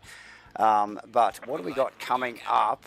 Ladies and gentlemen, we have a Q3 for race 3 at round 3. Oh, it's all meant to be. Who's number 3 out there? Do we have a number 3 in the field? Okay, because we do. Phil Antoon is number 3, guys. Yeah. He is. Phil Antoon. There you go. So it's a meant sign. to be. It's a freaking sign. Put your money on Antoon if you're involved in any. I don't know if anyone's betting on this league, but Antoon, that's the pony. That's the pony tonight. You can hear the excitement in our voices, ladies and gentlemen, because the boys, the AM and the Pro-Am boys rolling out now for qualifying. And Davo, look at the shadows, Davo. Qualifying. Look at the shadows. Yeah, but it's daytime. No. But the race is going to be night time, so it's going to be a big Correct. deal. Okay, so the boys are going to love this. Not. We are going to love it. Yes. Let's get some vision on track here, ladies and gentlemen. Give me a moment. I've got to click at the buttons. We'll get Jarkus up on track here.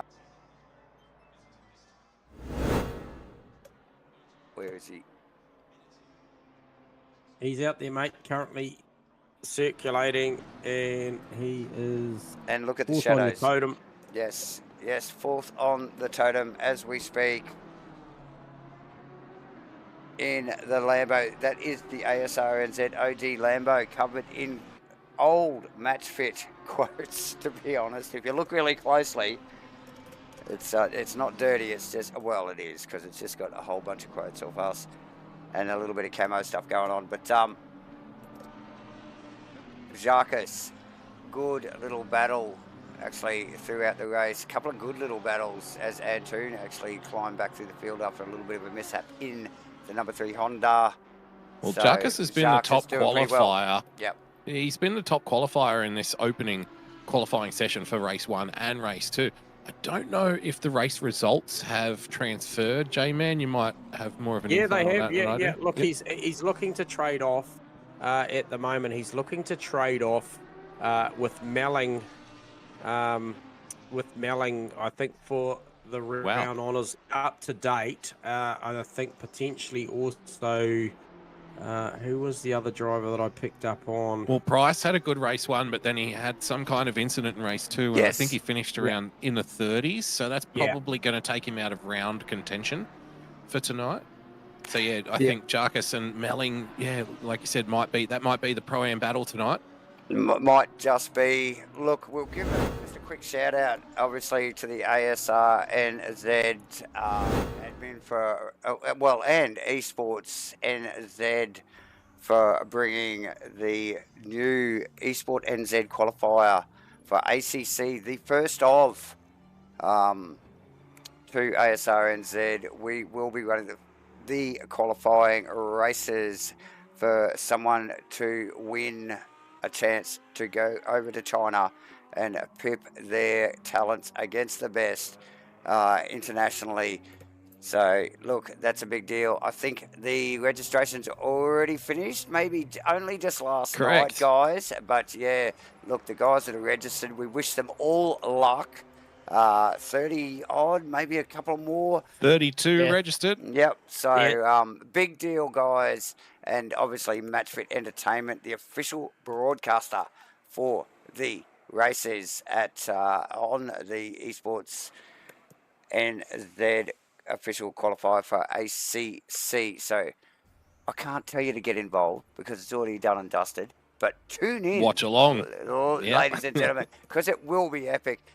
2 races, I think there's 3. So 2 races at Red Bull, and then we've got a couple of sprint races, and then a enduro at Spa. So it will be epic. Stay tuned, and obviously like and subscribe so you can keep up to date with everything that's going on MatchFit wise.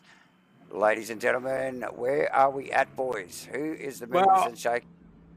So optimum track for this one, guys, and Phil Turner going out there and banking a 2:02.8. It's a statement lap. It is a statement. Now, Uncle Joe, second lap in there, but Nev Shields. Okay, so this is significant because this is class racing, and we'll look at this straight away. All the M's to the top. Where are the Pro-Am boys? Wilton coming down in Wilton coming into Casio now. Nash, the first of the Pro-Am boys to bank a lap, some 1.3 seconds off. Certainly looking for some more names here. Where is Steve Melling? Wilton goes top of the pops. And where is Jacques? We saw Jacques out early. Toot. Chugga chugga choo choo, baby. Okay, so Wilton up there. Where is Jacques? He obviously had an unclassified first lap. Yep. First lap. Okay, so he's coming up round towards Spoon as we speak, I think. Nev Shields on a very strong lap here, looking for provisional pole. Around a second up on his Delta. Yeah, just running down into Spoon now. Looking tidy there in the McLaren. Very tight lines. No mistakes. Delta's still improving, guys. 1.2 seconds. It's screaming. Yeah. Which would so put him... lap coming. So they'd put him on the top row provisionally behind Wilton at the moment, unless that climbs a little bit. Yeah, I don't know if he's going to be behind on this pace. I think he'll be in front. Oh, he's gaining more too. This is critical here. Oh, and more, and more. And, wow. Yeah, he's got this all right. There. Oh, it's singing. Jones, it is singing. Jones to the top with an 01, 067. Yeah. Oh! This is there it is, Shields. So you're right. That would have got Wilton. Yeah. Resign to the second row provisionally. Looking for that a response Lamborghini. Sorry, J-Man, that Lamborghini qualifying pace just continues. Jarkus Electric in qualifying so far tonight, ladies and gentlemen. Race 1 and race 2, just clearly. Simpson across the line, third provisionally for Kenny Simpson. Clearly in the Mustang. ahead of the field. He'll put that thing on the trailer. He'll be happy with that. Yeah, pick up on Steve Melling. I think he was late in the pits. I think maybe, obviously, the 4 sets of tyres thing. I'm just wondering whether there was potential that maybe he bolted on the wrong set and then maybe went out and came back. He realised it, yep. Yeah, and then he's late in the piece, so he's only going to get this one because the clock's ticked down. He did get across the line by the smallest of margins, so he's out there on the lap, and he's got to make this one count, as we do see the pros. Green on a lap. Head out, yep. And who's that? He's got Farmer tucked in behind him. Yeah, optimum track at the moment. Some really nice temperatures. Jux is improving again. Sorry, Davo. Jux is improving. He's another 3.5 tenths up on his already fastest lap. So definitely got the rubber band wound tight in that Lamborghini tonight. He's obviously ultra comfortable in this Lambo, right? Like, he's really sticking it. As he runs down into Casio here. Confidence and still picking up time. And still picking up curb and super. Just looks so stable, doesn't it? Yep. It's a hell of a time. 2:07 is a great time. This will be a hard one for any of the Pro-Ams to knock off, and I think there's only Nash, he'll be in the silvers. He'll be in mix with the silvers with a time like that, I think, to be fair. Price in there, P2. Watching the progress of Melling. Nash looking to improve as well as he rounds the final corner.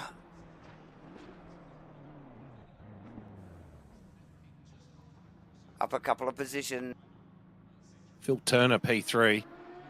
Rivers still out on track, rounding the final corner as well in one of the Lambos. He's got a second up his sleeve or there or thereabout. That'll be a big jump, actually. That'll get him up to 5th or 6th. Melling up to Oh, P7. he's just lost it. Yep. So there you have it. I think that's everyone across the line. Jarkus, Price, Turner, Shields, Simpson, Wilton, Melling, Nash, Green, Louis van der Vende rounding out your top 10. Bear Grylls, P11. Philly D, Phil Davidson, P12. Scotty Rivers in P13. Sean Hunter in P14.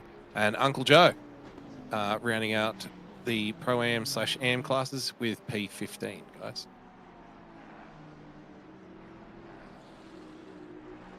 So the number 3 car, Phil Antoon, first of the pros out on circuit to embark, and he is on his first flying, as is most of, if not all of the field for the second phase of this qualifying, with only 4 3/4 minutes left to go. So as you mentioned, you don't get many runs at this thing. The car's got to be in top-notch setup, ready for these things. And a little bit of chit-chat on the live stream between Phil Antoon and Shane Fodderdo. Shane saying can't make the tyres live around here. At least he's got a first There you go. That's what we were talking about earlier. With the tyre life in the last race. What were you going to do? That's fantastic insight. Bit of smack talk there. Just go lucky a fresh set up my sleeve. Yeah, and then Antoon saying he's not looking forward to this last race, so that could reference either maybe he's in tyre trouble or B, he's not happy about the lights going down. It'll be one or the other, I'm sure. Yeah, well, it is cold. I don't know. Maybe someone can answer this for me, because it's been a while since I've driven at Suzuka at night. So I wonder, is it a track where it's difficult to keep heat in the tyres because of the straights?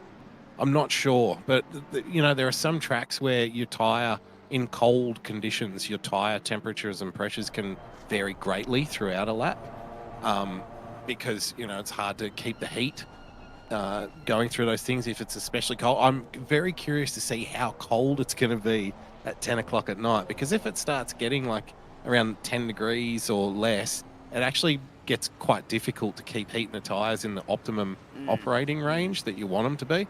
So Antoon to the top. Chan there you go. Top. I don't know what he's worried about. Rees to the top. All right, where is Kale? Fodderdo P4. Jarkus' time is still holding out. He's currently P5. Yeah, brilliant time. That's lap of the god stuff. They will have one or two more cracks at it though. Moss goes P5. Oh, nice. Moss just slowly improving throughout the night, hasn't he? Like, it started off horrifically, and it got a little less horrific. Then it was, that was okay. And now it's like, okay, that's pretty good. So just building. Yeah, so probably not a really nice start to race 2. Not nice at all. No. But finished well. So yeah, exactly. Yeah, just another improvement again. Obviously, putting it in there. 5th provisionally. Oh, it's 6th provisionally, should I say? As things move pretty quickly here. Yeah, guys. Close. Yeah. Fodderdo's up half a second. Phil Antoon's up 3/10. Oh, this is a live one in here in race 3. Yeah, and Kale not getting a recorded time on that first one, so it's going to be a tough gig. I still feel like he's going to get 2 flyers in, but yeah, tough gig. The pressure does always dial up, J-Man. When you don't get that first banker in, the pressure just really screws, doesn't it? Because it's like, oh, God, okay, now I'm in trouble. I've got 2 laps, that's it. So every lap gets harder as the longer you don't have a lap on the board. Antoon coming on a big number here, boys. On a very, very good number. Oh, yeah. 4.5 tenths. Thank you very much. Oh, it's going to be pole. And Fodderdo too, coming on a solid number as well. What's this? Watch how close this is. Oh, he's bled a bit off in the final corner, but he's put it on the front row. Still a minute to go, so he's got this lap at least. Both of them have got this lap at least. Kale's coming, boys, and he's on a big delta. based on his reference time, so expect him to join this party as well. Reese on And the improve. Kosa. Holy cow, it's 1.8 seconds. Kosa coming Not down bad. Kosa coming down to 130, so towards the end of the lap here. This will be a pole lap from Koza if he maintains. It's not much in it. Hundredths of a second. Oh, looked a little bit Reese on a awkward. number. No, he's bled a bit off. Yeah, definitely. I think I felt he went a little bit deep. Tail Oh, there it is. That's the second 3 we've seen tonight. I think Koza had one in quali 1. It was a 59.3. And so what? All Reese eyes bled on off. Reese now. Bled it He off. bled off a Bled heap it of off time in at the the hairpin hairpin. there. Yep. This time of abs is going to be a tough one to beat, boys. We're winding down. Everybody effectively now on their final lap, their final go at it. Well, it's Kale with pole. He's parked it, yep. And Reese has got out of it. There's not enough in it. Kosa's coming on a number, though. 3 tenths up, 3.5 tenths up. Where is he? This is Okay, going to be coming out micro of Dunlop. Yep. We're talking hundredths of a second here is all he needs to make up here. The difference between, you know, a cut and 5th or pole. And he's in pole position. He's mate, dead level with pole position now. And he's 4 tenths up. Going to need a big 6. He's making time. He's definitely making time there. So it's going to be close between Kale and Kosa here. Fodolo's a couple of 2.5 tenths down, so there's been nothing to happen there. Moss looking for a slight improvement on this last lap as well as he comes down to Casio. I think Koza is the last car on track too, I think. He's going to be the last one across the line. So he's getting the absolute best of the on-track conditions here, the most amount of rubber. Oh, this is on. This lap is It's on. definitely on. Yeah. This is a pole position lap. 130R, critical coming up. Don't sweat it too much. Just tap it, get it in. Oh, and then the dreaded Keeps it, braking sticks it. area. Beautifully. In the Casio. Nice You can work. lose it all here. You can lose it all here if you run it up too deep. No, looks good. Look Oh, at and the it's delta. good. 17.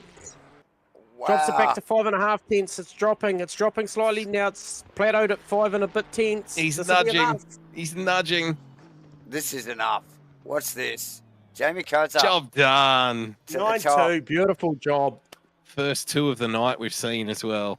Inspired lap there. That was great to ride on board with that. What a great Absolutely qualifying session. sensational. Once again, top 6 go into the 9s. Macrolos with a much better qualifying, that one there. The 222 car sees himself start just ahead of Jordan Moss in P7. And another solid qualifying from Stu Aerosmith in here. Well, as the lights go out, guys, we knew it was happening.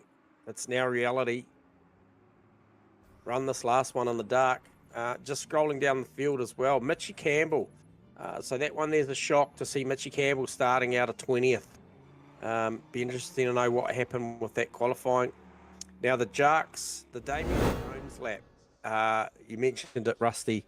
Now that one there, 13th, is a great result.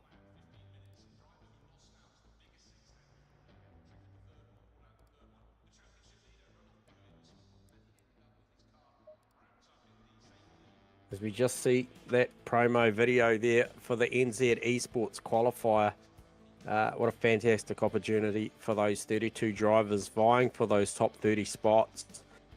Effectively embarking on some qualification laps and then ready to go and run the race. I think first up, was it Davo Red Bull Ring?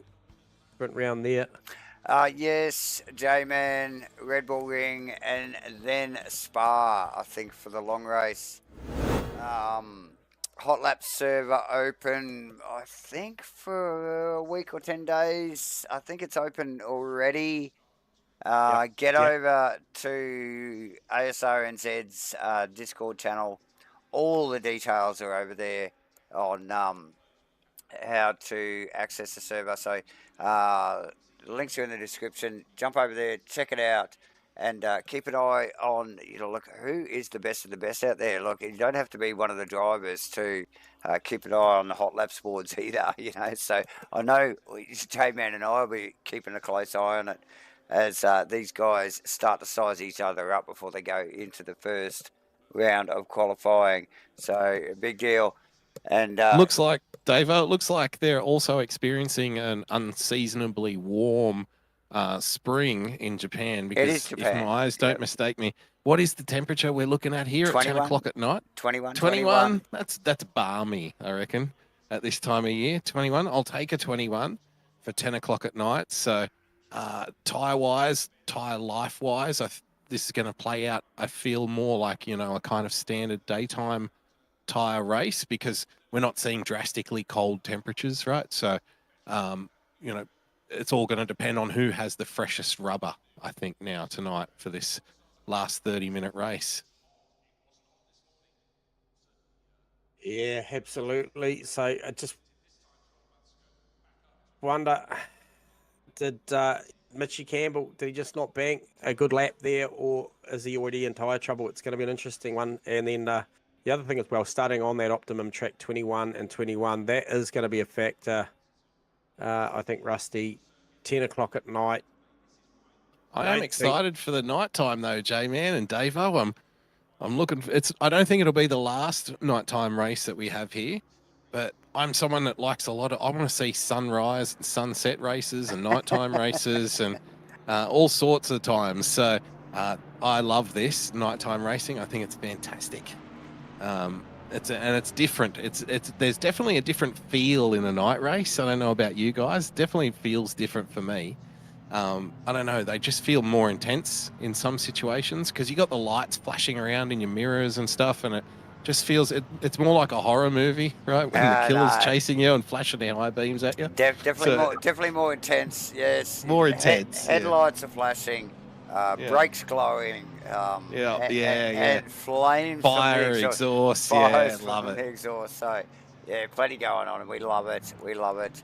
I'm sure the drivers just go, Jesus, you know, really.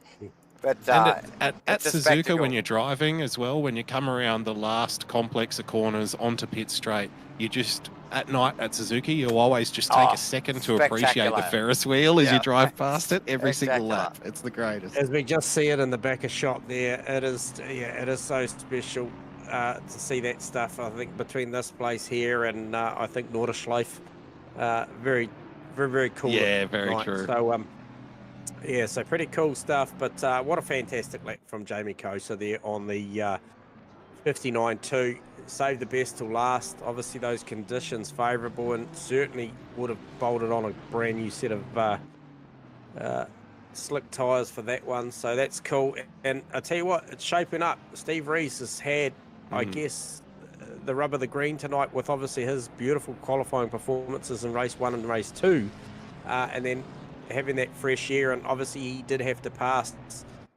Kale in race 1 to get that lead, and made bank with it, and then obviously got a great start of race 2 and had that fresh air and managed it beautifully. But he's got some work to do. Fodado, Antoon, Kale, Kosa in front of him. None of those names are an easy pass. Even when you are as quick as Rees, the competition will be up to the task. Very true. I'm also looking forward to seeing how Vic Chan closes out here in race 3. He's had a very good round so far. He's the defending GT3 champion, the Vic Stappen. We love him here at Asrnz. So a little bit of a slow start to his title defense, but I feel like as each round goes on, I don't know about you guys, but I feel like he's just getting better and better and better. And tonight is like another step forward for Vic. So strong performance can be had here from P6. He podiumed in the first race and did very well in a second. So yeah, looking forward to another result here from Vic. Yeah, and this is the one, full points for this race. Obviously half points for the first 2 that we've run tonight, so full points. And you know, I mentioned that it really does count. You know, like obviously they all add up, but you know, if there's one that you want to be strong at tonight, this is the one.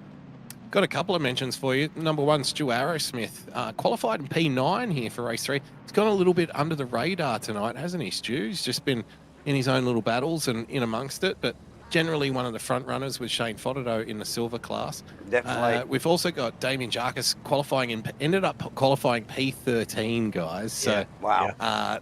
That is a hell of a qualifying for a Pro-Am driver in this field. And that Lamborghini has some serious pace. So he'll be looking to mix it up and maybe a little bit elbows out and have a crack. So looking forward to the start of this race. Battles up and down the field. Oh, as always, and we've already seen that in the first 2 races, Rusty, and we are lined up for the 3rd nighttime race. Koza, Kale, Antoon, Fodado, Rees, Chan, Makalos, Moss, Aerosmith, Carter round out the top 10. Koza and Kale, slight mix up here on the start of the grid. Phil Antoon down in 2nd and Rees back in the 3rd row. Bunching early into 1. Very clean stuff already from these guys. Can easily be done at night time. Koza Kale. Kale gets him. Yeah. Antoon nearly got in there as well. Very, very close. Good looking start from the field. Mitchie Haas, On I think, Carter. just lost the spot there. Yeah, and Fam Spence and Price got Collins in the background as well. So just looking for any little lap 1 stuff here, guys, because when you go from day to night, it can be easy to do things like miss brake markers and little tells that you have on a track. So everyone being a little cautious here so far. It's very clean. And now you mentioned it's a clean that lap. Dayton there with a little bit of a faux pas out of the 2nd of the Degners. Foot actually, I think it's Spence and Price very close together going into the hairpin. Got some activity at the hairpin. Oh yeah, and that might be Collins in the background as well, taking evasive action. It's all going on. So Crossland past Carson, Campbell past Spence, Collins past Turner. Lap 1 here, race 3, round 3 at Suzuka for Asrnz's 2024 GT3 Series 2. Dayton past Carson. Much better start for Crossland too. He's just, got it away nice and cleanly now. Just needs to use the pace that he's got. We know he's quick in the Honda and just needs to manage the curbs here and try and press on forward. Currently racing out of P14 with Jarks in front of him. And who is that? It's Crossy just going bowling a little wide at 130 Oh, yeah, you can see it in the back of shot there. Oh, no, that's actually Crossy. That's Crossy beside Dayton there. Somebody else going very wide. Steve Rees going for a move on Fodado here down the straight. Aston Martin versus Mustang. I think the Mustang's just got a little bit too much Got more horse. punch. The Aston's not too shabby though, is it? So no, it's very quick down the straight. The Aston, it winds up really nicely. As you mentioned before the race, J-Man, Steve Rees with a little bit of work to do, but we know he's very capable, isn't he? So this task is not out of his reach, and he'll be challenging, I think. A little bit of a longer race, more management involved, a little bit more strategy in play. When do you use the best of your tyres? When do you go quali lap after quali lap? When do you settle in? When do you find your pace? What tyre set are you on? Is it a fresh set? Did you qualify on this set? All of these things play into the result here. Absolutely. As we look out of the front of Riley Price's car as he chases down T-Fam there, ladies and gentlemen, and just look at that spectacle. Who's that going backwards? That's Crossland going backwards. Yep. So we'll just pick up on that. We'll just pick up on the replay there, Crossland under the bridge. Oh no, he's got a failure there. He's pulled that car over. He's had enough. It's a tough gig, that one. Wrong button, Crossy. Oh no. As Fodado and Rees continue to battle. We've also got Moss on Makalos. Makalos, yeah, it's a good battle. Moss slowly chipping away at his night, gaining, like Rusty mentioned, slowly just making those small gains throughout the evening. It's the beauty of the 3-race format, isn't it, Rusty? You know, you got another shot at it, you know, like, and then another shot at it, and then another shot at it. Head down, bum up. Head down, bum up. Yeah. Getting hard beats in motor racing is it's the most critical part in motor racing, right? Yep. In all motorsport, it doesn't matter what discipline, it doesn't even matter if it's cars or bikes or anything. It's the heartbreak that makes it what it is. So there's always, every single person who's ever done any kind of motorsport, either sim racing or real racing, all have a story where, yeah, I should have won that, but you should have seen it. It was ridiculous. It was bullshit. Everyone's got one of those. Oh, that's right. And that's part of the story. That's right. That's embrace it. Once you embrace the story, then your life improves. Food tastes better. Flowers smell better, right? You skip down the road because, hey, it's all part of the fun. It's all part of the journey. Awesome stuff. Moss into 130. A little bit looked like maybe a little bit unsighted to the apex. He was right up underneath Costas Makrolos, and he managed to get it in there. Didn't run too wide, but the car was very sideways. And now he's got the company of Stu Aerosmith as well. So, Bodo now on Antoon. Very, very close. The power of the Mustang. Ranges up down to turn 1. Looks for it outside. Got to be vulnerable. That's not going to fly with the Honda, as we see Reed.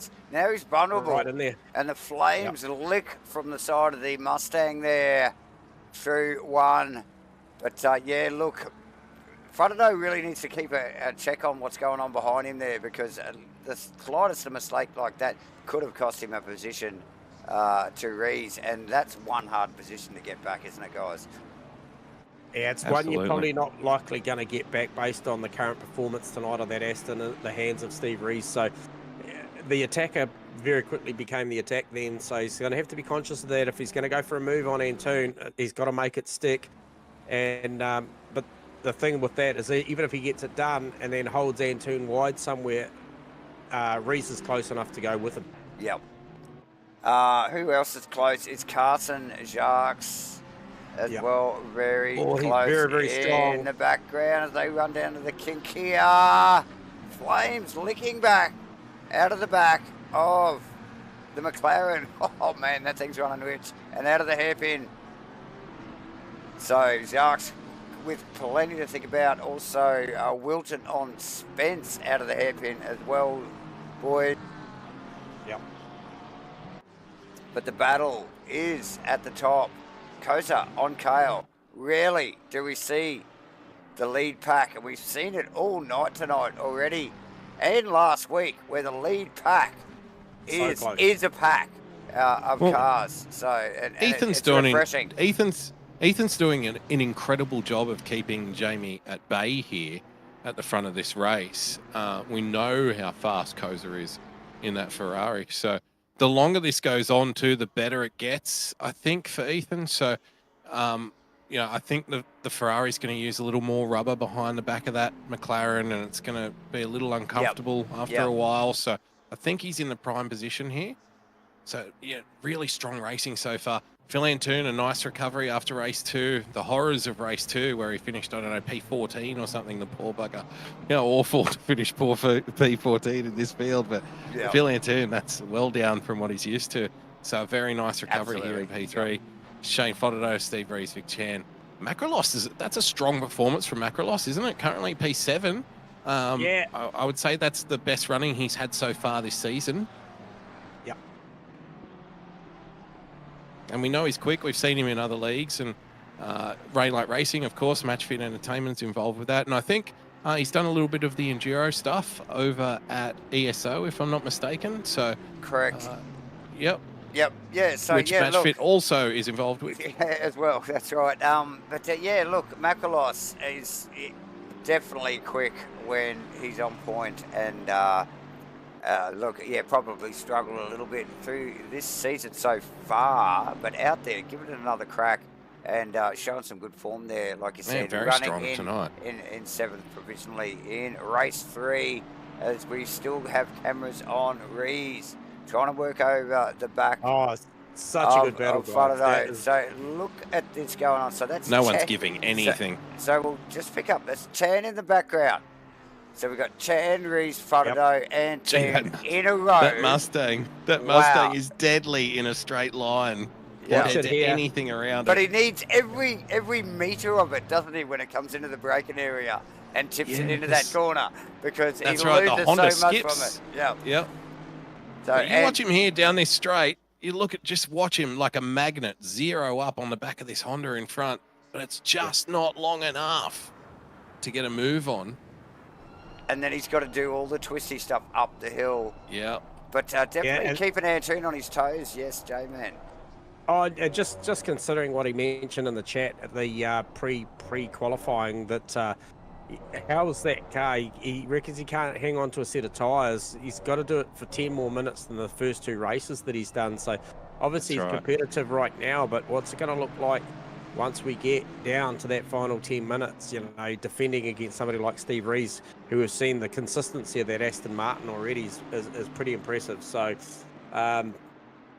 Mitchie Campbell, guys, I mentioned, you know, well back in the pack 14th. Now he's still trying to work over Matty Dayton. And look at Vic Chan at the moment, too. All over the back of Rees. Yep. And that's another car we heard Rusty call in the speed trap that early in the night. As Vic Chan goes to the inside, looks for the drive. Oh, Rees went deep there as we look out of the front of Chan's car. Probably only gave him a car length or two, which has put him right up under the wing, though. Yep. Now Rees, Fan not one to let a opportunity go by either.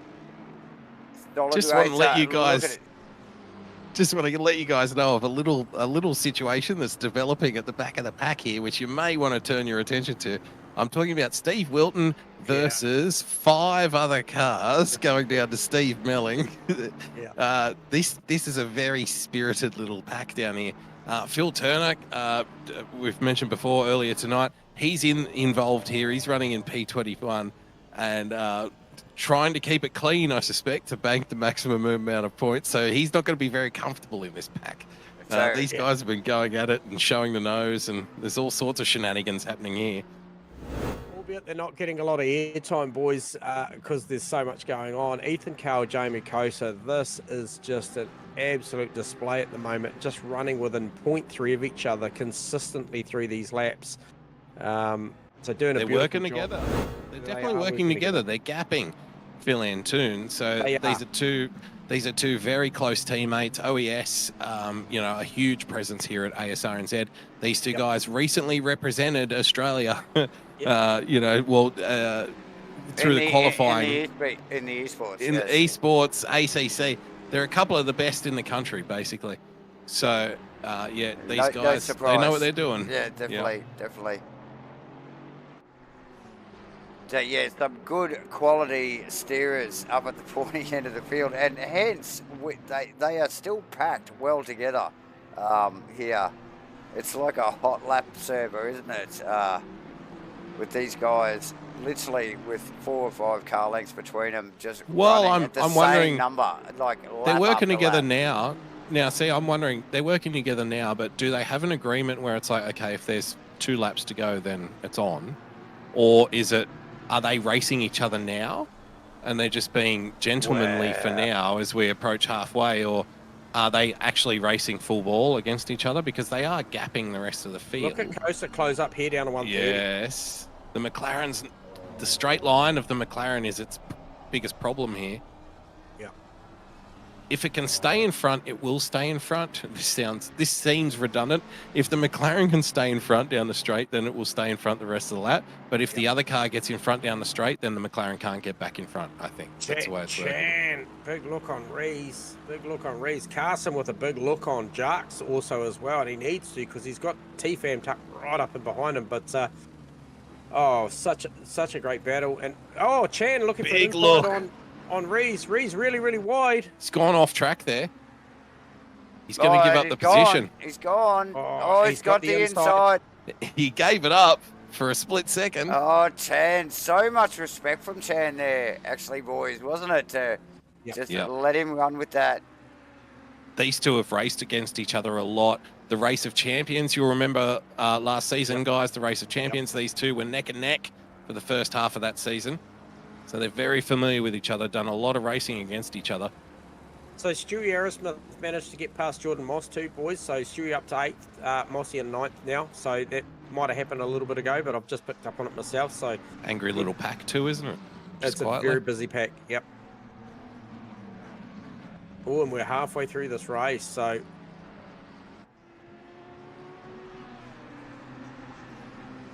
a definite split now, 2 by 2 by 2. So that's Kale Kosa, Antoon Fodado, Rees Chan now. It sort of separated itself, but that the job that those front two are doing, holding around about that 3-second margin over Antoon Fodado, is a very, very good job at this pace. And Kale with the fastest lap of the race at a 59.4, guys. That is perilously close. Very quick. To qualifying times. Yeah, that's ridiculous. With, you know, half of the race left to go, he's doing quali pace. Yep.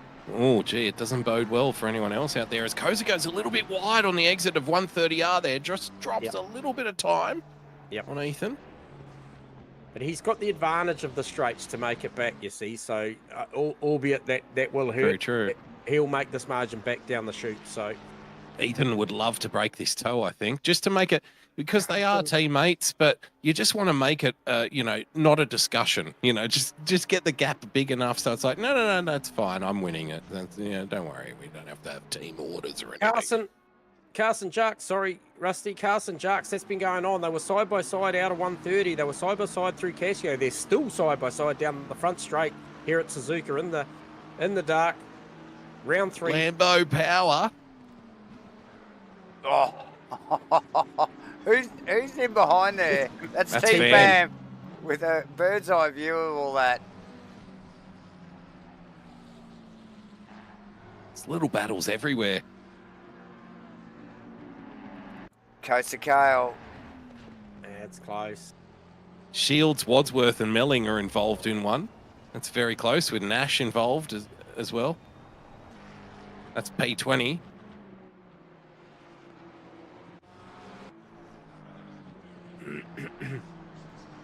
Another little pack between Kenny Simpson, Bear Grylls, and Brad Robertson, which is really starting to heat up. That's been going on for a while. I've been seeing that. So Grylls just a little bit wide coming through the S's there's really inspired Robertson to try and have a good look. And we did pick up on Robinson in one of the replays earlier, guys, while you are chatting about the leaders there. Robinson off in 130 and recovering that vehicle. So he's sort of in recovery mode, so to speak, at the moment. Yeah, there's been a few of them tonight. Yeah. Now, Phil Turner's been doing a great job leading AMCAR, guys, currently running P20, and he had a bit of margin over Timmy Nash and Nev Shields. Now, Nev Shields is the next guy in contention, and he's got Wadsworth right behind him as well. So the podium for the AM class here in race 3 is Phil Turner, Nev Shields, and Jacob Wadsworth, and they are 20th, 22nd, and 23rd. So something to consider. And then, obviously, as you mentioned, that battle with Melling and co. ranging up behind them as well, so plenty to fight for there. Steve-O winds up the very quick Mustang down the chute. Oh, there's a move here? Chan, Rees, once again side by side through 1-2. Yeah, it's definitely on. It's on. So Chan looking good here, pressuring Steve Rees. This will be a much more enjoyable race for Rees. He was out there doing his thing at the front in the last 2. I'm sure he would have enjoyed the victories, but like most sim racers, he'll be enjoying this battle.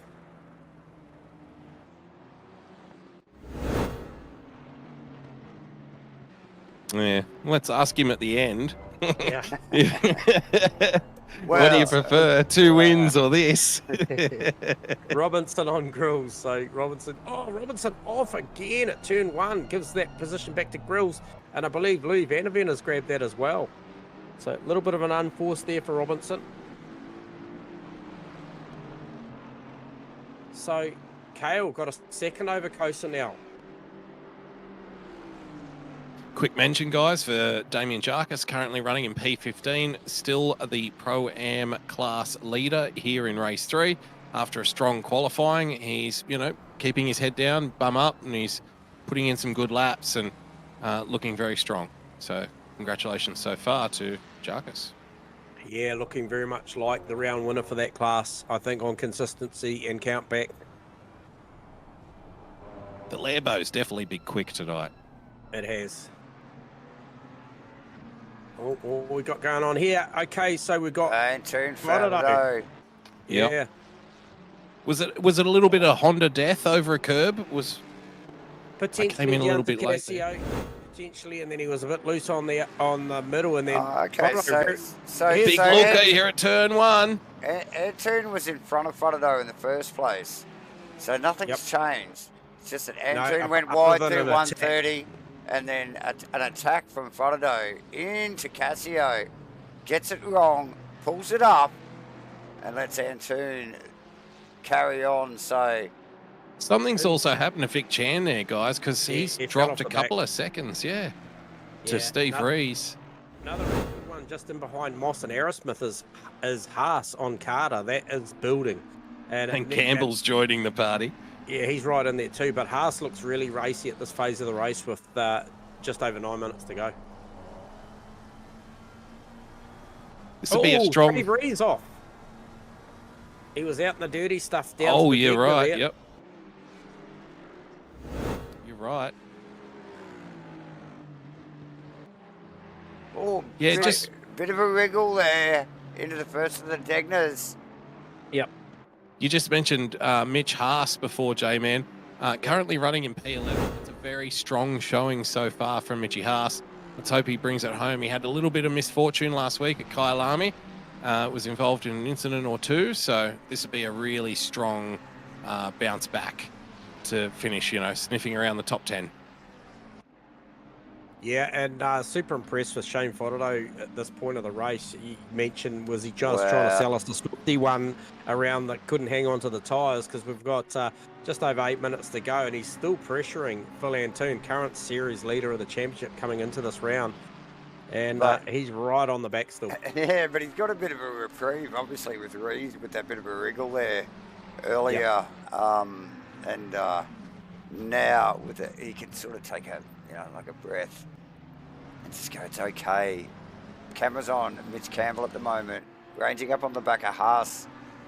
Haas on the back of Carter. Mitchy Campbell on the back of Mitchy Haas. Look at the run. He's got the double draft. He's right in there. Fakes to the inside, possibly went a touch early, goes back to the outside. Haas defending well. Yeah, he's actually still attacking. And Carter. Carter's defending as well, so. Yeah, it's a great battle there.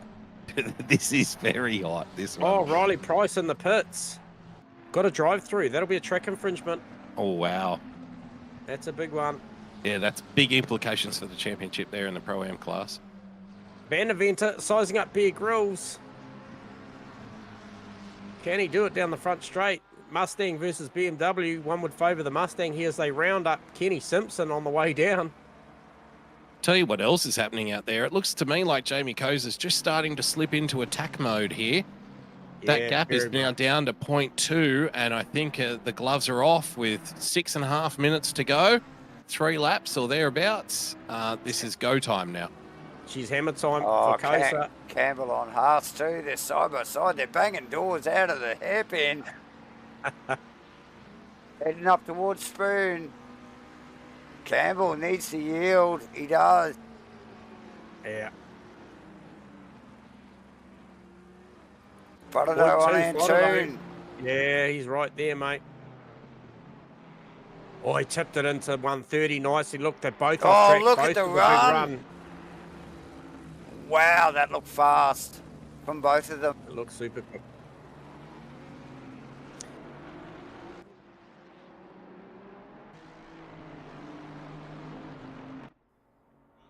Antoon covering. Look at him trying to dodge the draft from the Mustang.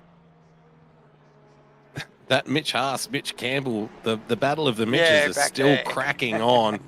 And John Carter must be... I'd be starting to fret now if I was John Carter with the way these two are racing behind him. I'm like, oh, gee, I'm not sure I like this. Might want to get out of the way here. Yeah, time is a ticking as well.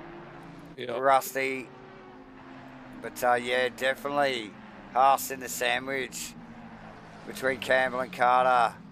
Campbell hungry for another position. Carter. Oh, big bit of a nose there. Yeah, one of the movers and shakers, guys. Mitchy Campbell up 8 spots, but one of the other guys as well, Jacob Wadsworth, up 10. And then also good improvement from Wilton up 6 spots, and then Melling and Nash up 5 spots. So Melling currently P21, but yeah, Jark's still a fair way up the road.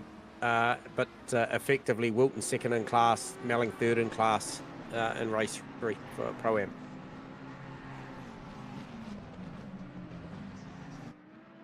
Brad Robertson, unfortunately, the big slider tonight here in race 3, down 17 positions from his qualifying.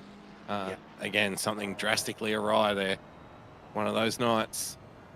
Here's one Campbell of those having nights. a big look at Haas here. Haas is defending really hard into the spoon. Campbell's around the outside. He's committed.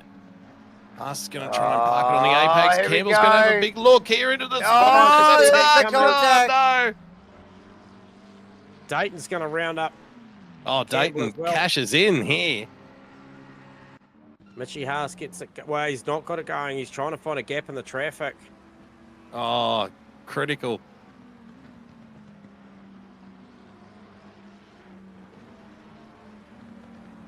Okay, we mentioned the gloves are off. We've only got 3 minutes, three and a quarter minutes left to go on this one. Kosa's still in touch with Kale. They won't do anything silly, but they have got 5.5 seconds over Antoon. Yeah, and Aerosmith's starting to range up on the back of Macrolos as well, with probably only a couple of laps to go here, ladies and gentlemen. I think Kosa's very close to having a bite here.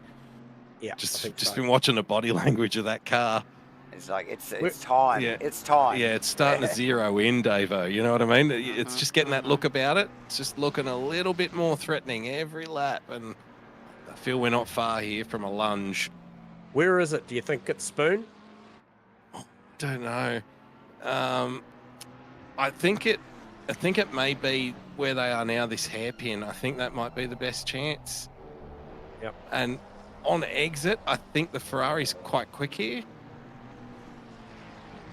But he's just, I don't know, he's going to have to kind of chuck it in. He's going to have to chuck it in there and just hope for the best. We don't encourage that kind of behaviour here, but we definitely don't. But I can't really see where else he might get it done. What do you think, J-Man? What do you think the Ferrari's best look is? So to be honest, I feel like it's probably rattling him out of Dunlop down to the Degner, or otherwise it's Spoon. I don't see, even though he's strong down the straights towards 130, the McLaren's so good, tipping it into 130 here, and then manages to keep the momentum down to Casio. So I don't think it's here. As you just see that the Ferrari not happy to stay online there as they come through 130, and then McLaren pretty happy through this tighter stuff through here. So to me, probably 3 spots on the track that are an opportunity. Turn 1, out of Dunlop into the Degner, and then probably Spoon. Nowhere else. I think the McLaren's just far too solid. This is going to be the last chance he gets. We are on the last lap, ladies and gentlemen, with only 1 minute 50 race time left. We're about 7 seconds shy of getting a last lap flyer in. So it's going to have to be this one for Kosa to get the win. And look at how he ranges up on the back of him. Yeah, so loads of respect between these two drivers. High racing IQs. We always talk about this. There'll be no heroics, I suspect. But very close as they wind down. Final lap. Yeah. That was the spot. That was the number 1 spot. I thought he was strong. If he could have been close enough somewhere there. And then he'd be looking for good drive out of here, out of the hairpin. A little bit of traffic coming their way too, boys. This might affect things. So Hunter is the first one off the cab off the rack there. Just got to keep it clean here if you're the blue flag in this situation. You know, just be safe. Be predictable, get out of the way. This is the race leader here. Oh, and they've caught him right on the exit of Spoon. He gets out, does a gets good job. The line. Good job. Yep. And honestly, really well done Kosa there. looked like he backed out of that too. Yeah, which he suffered for because he's really drawing the short straw there as they go down to 130 here. Oh, a little bit of a touch too with Hunter through 130. They got away with it. Yep. Only just. And that'll be it. Ladies and What a gentlemen, race. Wow, congratulations. as By the Ethan smallest of Cale, margins, very small margins. So, yes. Oh, look at this. Photo And the finish. photo finish. Oh, very nice Fantastic. work, boys. Yeah, And Photo Toon chasing into down Antoon. Reese bringing home P5 and Chan in P6. Costas Maklos just holding off Stewie Aerosmith for P7 and P8. That was a good battle between those two. And then Mossy bringing it home 9th. And then John Carter with a solid drive in the silver class to bring it home top 10. Mitchy Campbell manages to hold off Matty Dayton over Sam Carson, T-Fam, and I believe it was Jarks rounding out it in the 15. So that was a P15. solid job from Jarks. Oh, yeah. First Pro-Am home. And then followed by Spence, Haas, Wilton, Turner, Malling. I think Turner, the top finishing AM class driver in that last race, if I'm not mistaken, Phil Turner. So, Comeback as drive. we mentioned before, yeah, championship defending champ. I think, you know, we discussed at the start of the night, didn't we? Like, you know, what's his aim for tonight and getting back in the championship. I think he's achieved that. So, welcome back, Phil Turner. But look, big, huge night tonight, I think, for Steve Rees in the fight for Phil Antoon, because Phil did have that unfortunate situation in race 2, which he lost a little handful of points in the championship. So Steve Rees, I think, will be encouraged by that to take a big slice out. Vic Chan was very strong tonight, wasn't he, in his championship defence? So a couple of good races back to back for Vic Chan. And as you mentioned, guys, Damien Jarkis, I think, in the Pro-Am class. Wow.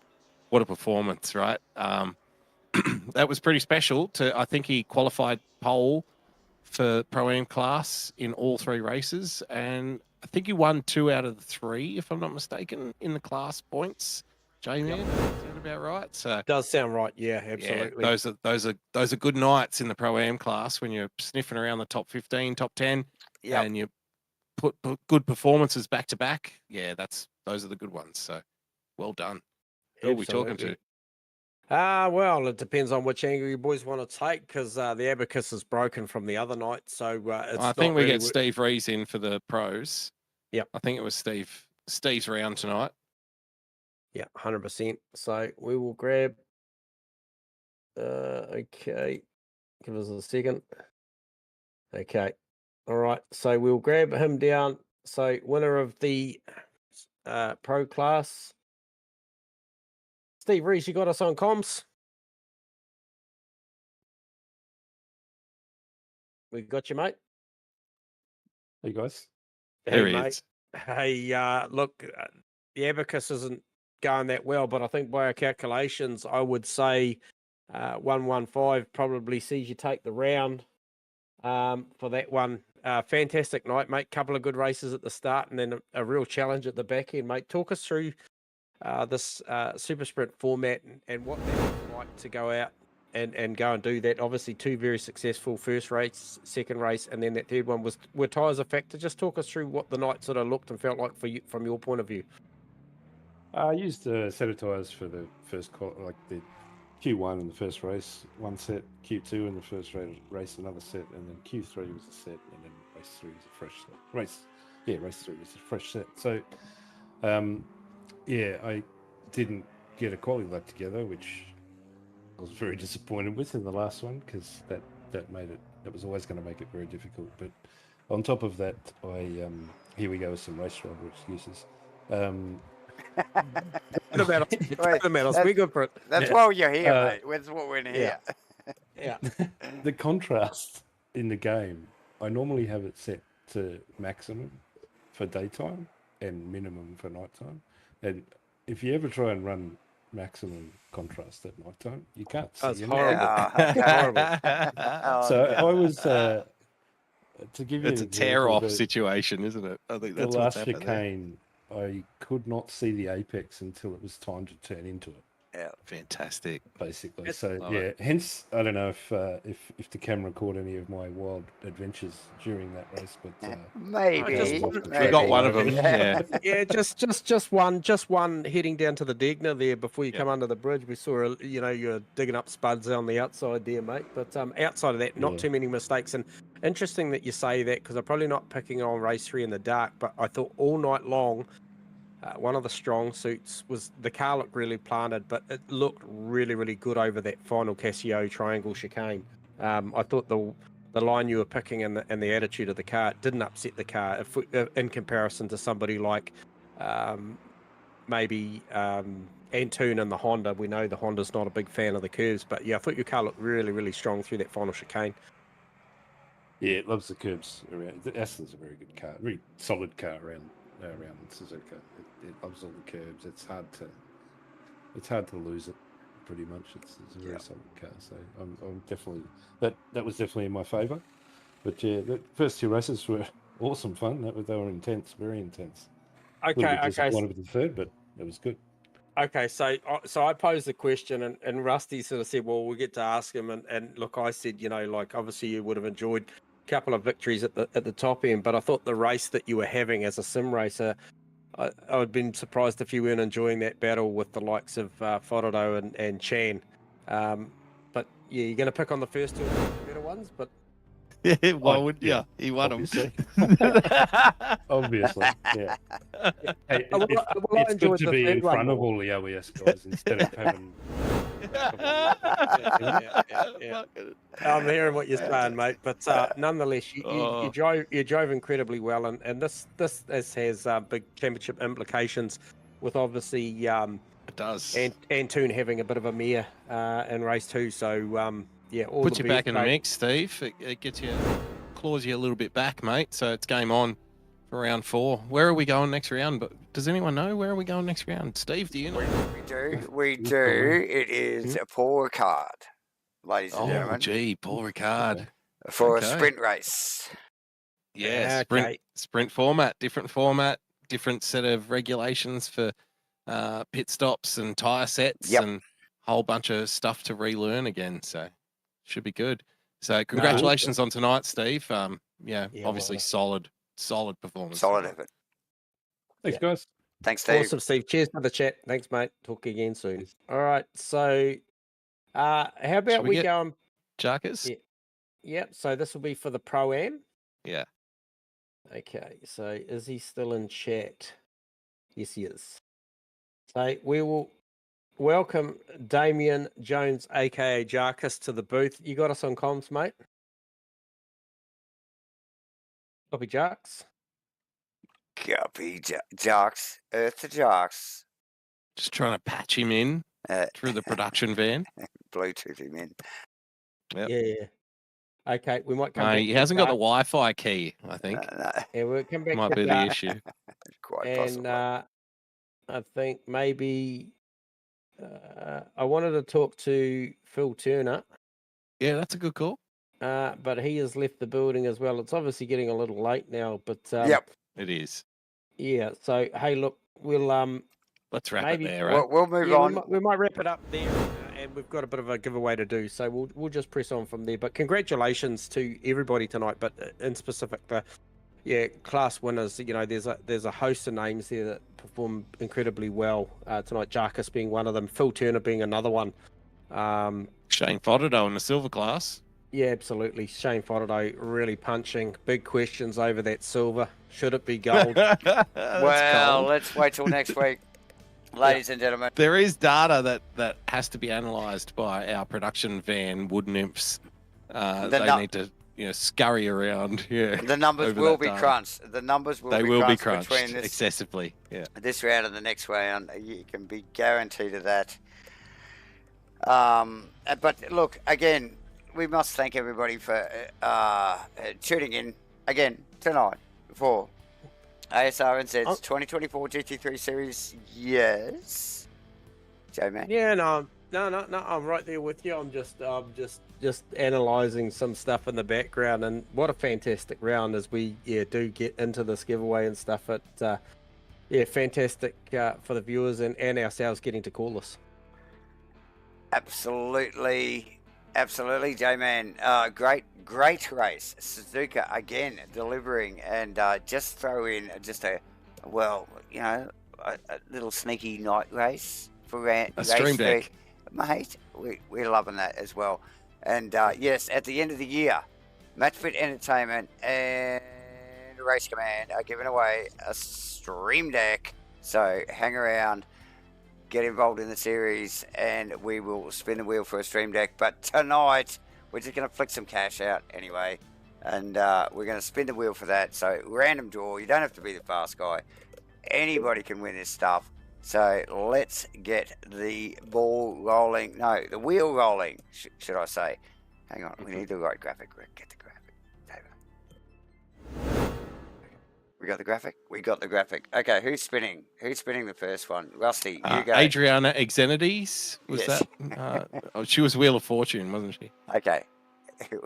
In your best Adriana Exenides voice, spin the wheel. Yeah. Spinning.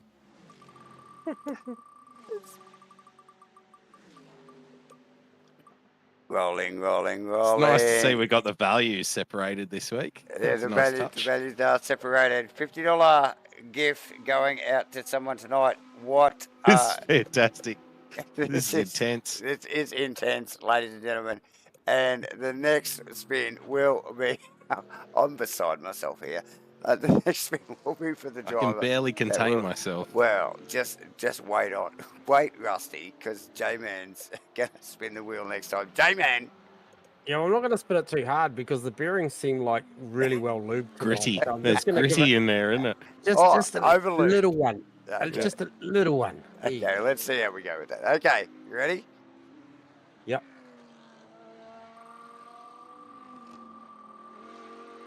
If that was a little one, my God. Okay, where's it you, going? mate. Right. Oh, Matt Dayton. Woo! Woohoo!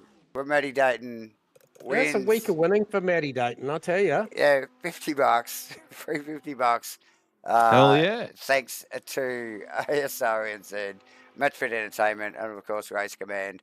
Yeah, look, like J-Man said, pleasure once again to call it with you boys. Great racing. Suzuka never failing to deliver, and it did again tonight, obviously with that sneaky night race at the end.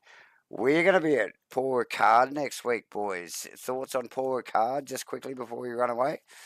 Oh, I love Paul Ricard. I think it's a great track. I love... we were talking about straights and pace down straights. Well, Paul Ricard is the straight of straights, is it not? It's massive. It's the one. Massive, yeah. Yeah. It's like There's going to be a lot of variance. You can next land a week. friggin' 747 on that thing. It is like a runway. Oh, definitely. It's massive. Yeah, if I were Vic Chan, I'd be feeling very good about my title defence heading into Paul Ricard in that Bentley next weekend because it's going to be very quick, I think. So, yeah, definitely looking forward to it. And a little bit of a different challenge setup-wise than what the guys have been used to so far because it's our first sprint round for the season. So, yep. So a different set of circumstances again, but always looking forward to it. J-Man, Paul Ricard. Yeah, look, I'm a painter by trade, and I think if I got a job at a racetrack, I'd go to that place because I think that's got more paint on the ground than anywhere I've ever seen. So, yeah, striped line. Well, except for Coda. Yeah. And maybe the graffiti at Nordschleife, but yeah, no, looking forward to it. I think, honestly, depending on the BOP, Yep. The Mustang will be impressive there. And I feel like potentially so will the Aston Martin. So watch that space. Watch that space, ladies and gentlemen. And yes, watch this space. Watch MATCHFIT Entertainment. Please hit the like and subscribe button, ladies and gentlemen. And just stay in touch with what's going on with MATCHFIT. Obviously, Asrnz back next week at Paul Ricard. They're flicking cash out again next week. And obviously giving away a stream deck at the end of the season. Just one? I thought it was like 1,000 stream decks, isn't it? Well, Just I one. don't know. It depends how Just much one you need. stream How many fingers have you got? Well, because Rusty? I've heard everyone's got like 10 stream decks. Yeah, apparently, so okay. So we So just need one down give 'em there, one 100. up there, one over Just there, one. over there. Okay, just one. Okay, so just one. settle down, everyone. Just one. And yes, like I said, like and subscribe. Keep in touch. We have got all sorts of stuff coming on with MatchFit Entertainment. Obviously, with the esports qualifying going on in the next few weeks. So stay tuned, everyone. See you at Poor Card next week. Thank you, boys, once again. And that's a wrap for tonight. Thank you.